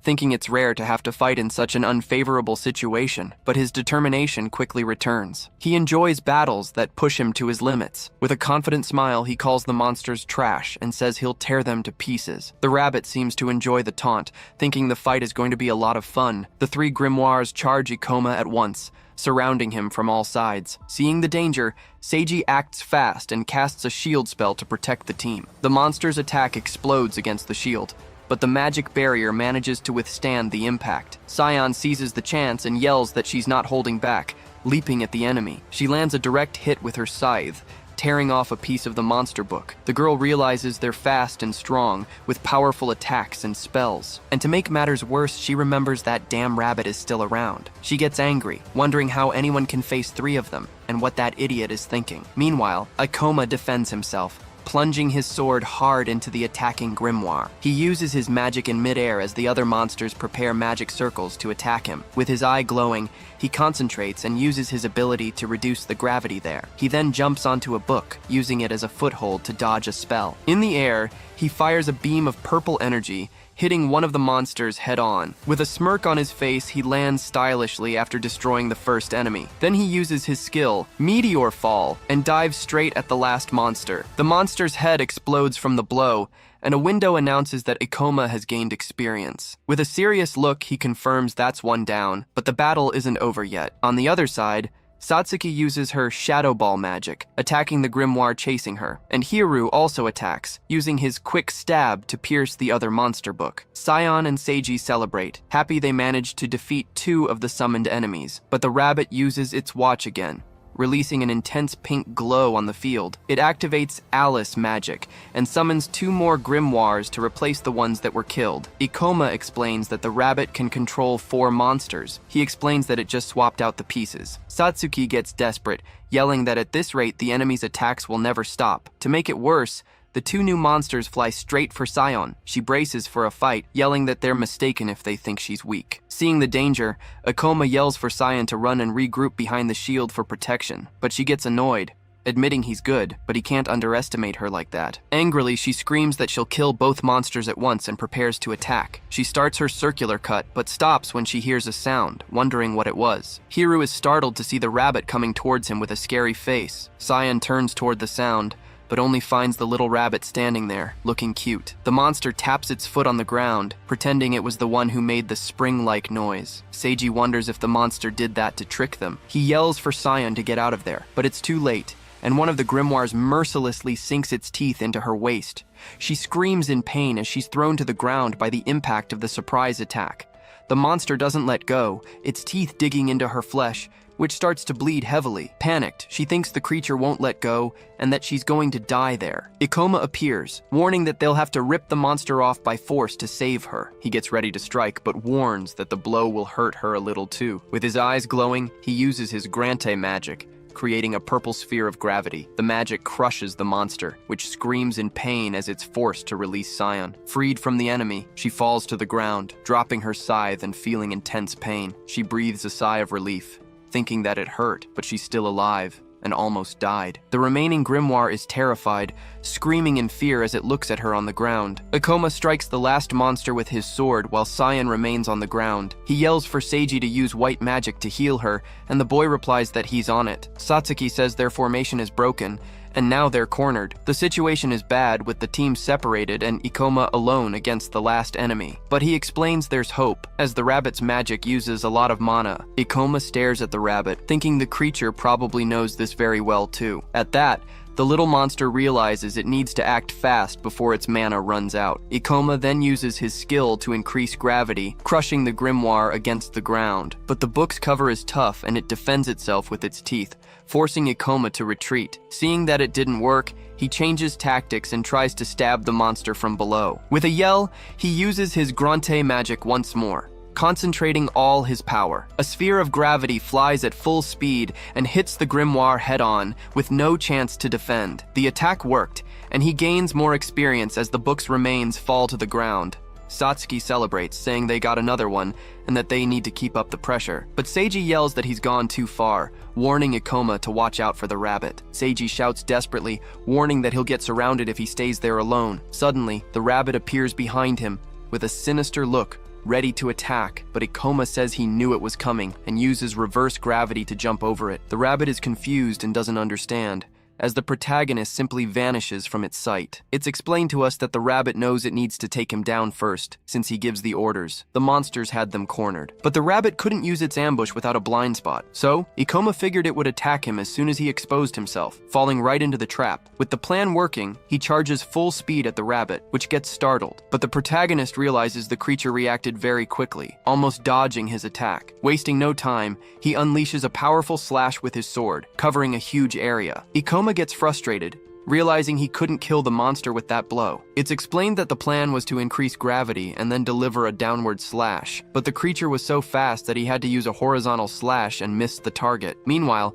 Hiru gets bitten by a book, but he doesn't seem to care. Seiji's shield is hit hard, showing that their defense was at its limit. The group warns that they can't hold out against the monster's pressure for much longer. Ikoma knows he needs to defeat the rabbit quickly to end the magic and save everyone. He runs at full speed, but realizes the rabbit is too fast to be caught like that. The rabbit smirks, as it already anticipates Ikoma's next move and has a plan to counter. Then, the protagonist shouts the name of his magic, Grante, and launches a new attack. The rabbit uses Rabbit Rush again, jumping high to dodge the sphere. Mockingly, it holds up a sign with a score of 10 as if scoffing at the attack. But it gets a scare, as the gravity sphere starts pulling everything in around it. The rabbit is pulled down hard, crushed against the ground by Ikoma's magic. Down on the ground, it hears that Ikoma had anticipated its every move from the start. Ikoma explains that the rabbit's skill forces it to jump, exposing its weakness at the end. At this, the rabbit despairs and reveals its sinister face, screaming at him in a rage. He seizes the opening and finishes the monster,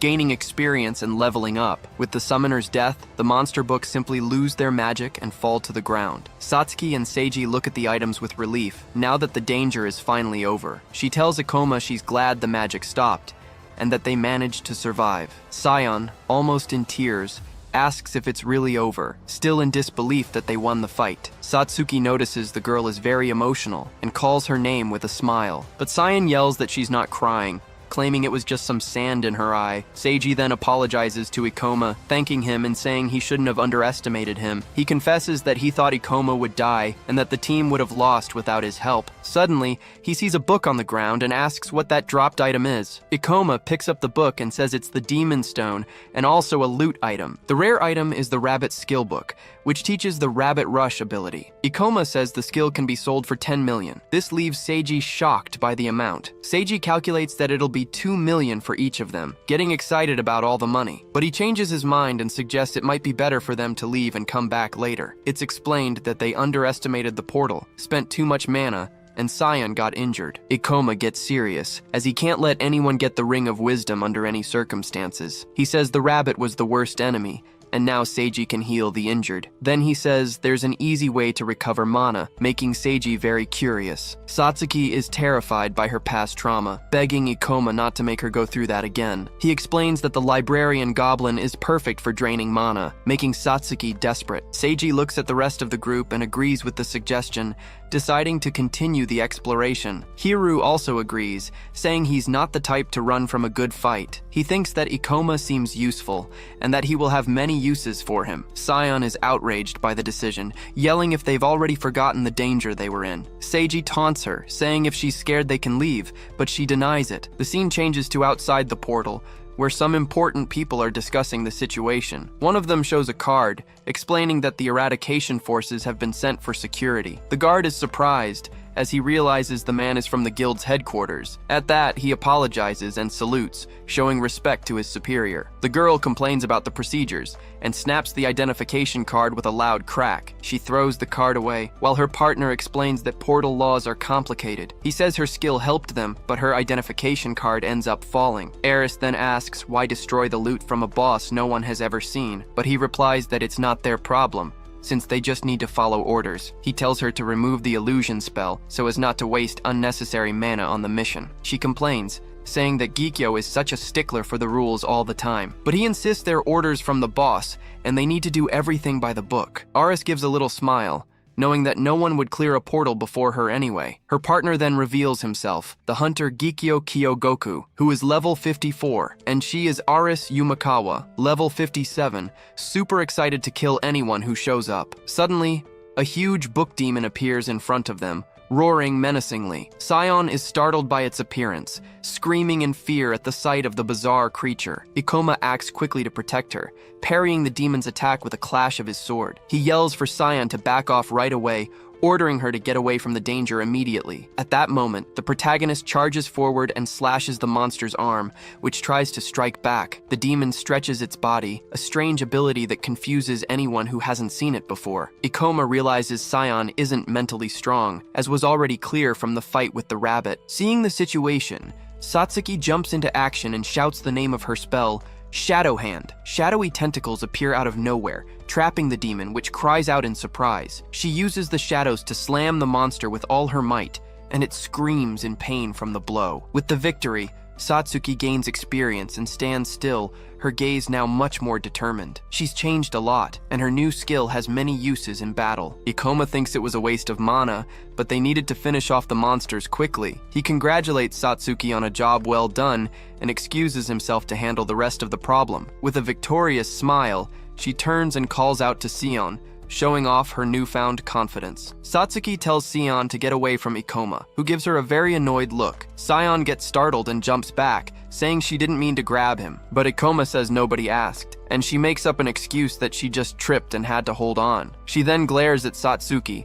asking why she's looking at her like that. Sion finally admits she's grateful for the help, but warns that this is the last time. Across the room, Seiji yells, "Shield!" creating a barrier against a magical attack. Hiru appears, covered in blood, crying out in pain from his serious injuries. Ikoma announces there's only one enemy left, as everyone tenses up, looking at the last remaining monster. Hiru wastes no time and lunges to attack the librarian goblin, ignoring everything else. Seiji shouts desperately, warning that Ikoma ordered them to keep the last monster alive no matter what. But Hiru doesn't listen and blocks the goblin's staff attack with his dagger. He throws his weapon to the ground and says he already knows, telling Seiji to shut up. With a sharp tug, he grabs the goblin by the collar, leaving the monster completely defenseless. The goblin has a lot of mana, making it the perfect target for Satsuki to use. Ikoma thinks that Hiru is the most skilled among them and is surprised to see him here. The captured goblin lies on the floor, weakened, as Satsuki prepares to act. She uses her skill Mana Drain, transferring all the monster's energy to Seiji. He gets super excited, celebrating that he can now use his barrier again in battle. Seeing the fully drained goblin,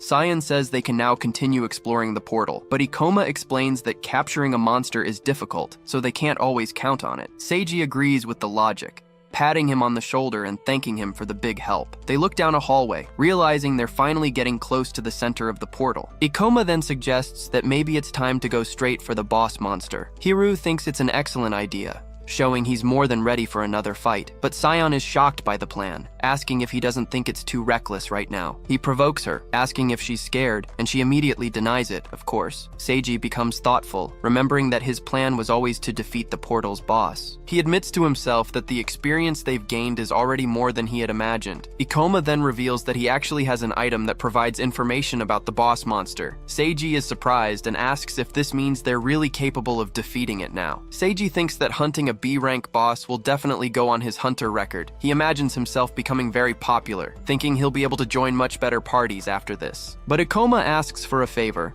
saying he wants to keep all the boss loot for himself. In exchange, he offers all the stones and other items to the rest of them, leaving Seiji shocked by the proposal. Ikoma mentions he's already arranged it with Satsuki and can even throw in some extra cash on top. Seiji gets suspicious, thinking the item must be really valuable for Ikoma to want it this badly. But then he remembers they already have the money from the skill book to split among them. He becomes mesmerized by the 10 million, and Saiyan asks what his problem is. She then pressures Hiru, asking if even he is going to abandon the group and turn against them. Annoyed, Saiyan finally agrees to participate, but warns that now they're even for good. Ikoma finds it curious, as she is surprisingly loyal to the group, despite everything that's happened. The scene changes to a mysterious woman in a huge hall, brightly lit by large windows, and then it's revealed that she is the boss, Akasha, the master of the Library of Illusions. The group finally reaches the boss's door, with Ikoma warning them the monster is right ahead. He then reminds everyone to stick to the plan, as the boss doesn't move but hits hard. Hiru and Saiyan listen as Ikoma's voice tells them they just need to stay calm. Seiji smiles confidently, already picturing himself as an experienced hunter who's cleared a rank B gate. But Saiyan is suspicious and asks how they can trust information from a magic item. At this, Satsuki notes she wasn't complaining before, but Saiyan shouts that something feels wrong. She points at Ikoma, saying he didn't even explain the item, and she doesn't understand everyone else's trust. Seiji defends the protagonist, saying no one would reveal their secrets, and that Ikoma doesn't seem like a liar. Saiyan gets annoyed with the situation, while Hiru says he's not running from a boss. Ikoma then says that if anyone is scared, they can all just leave together now. Saiyan gets flustered, yelling that she's not scared. She just doesn't trust him. With that, Seiji tries to calm her down, explaining that he and Hiru will provide full support. She turns to Hiru, thinking he's underestimating her, but Ikoma says she just seemed anxious. Hiru thinks that Ikoma handled her well, and that his objective will be accomplished here. Before the fight, Ikoma decides it's better to use his skill points at once. He analyzes his skill screen, seeing that he needs 15 points to level up his magic. Thinking about the boss, Ikoma decides that improving his gravity magic now is the best choice. The screen confirms that the magic has been upgraded to level 3,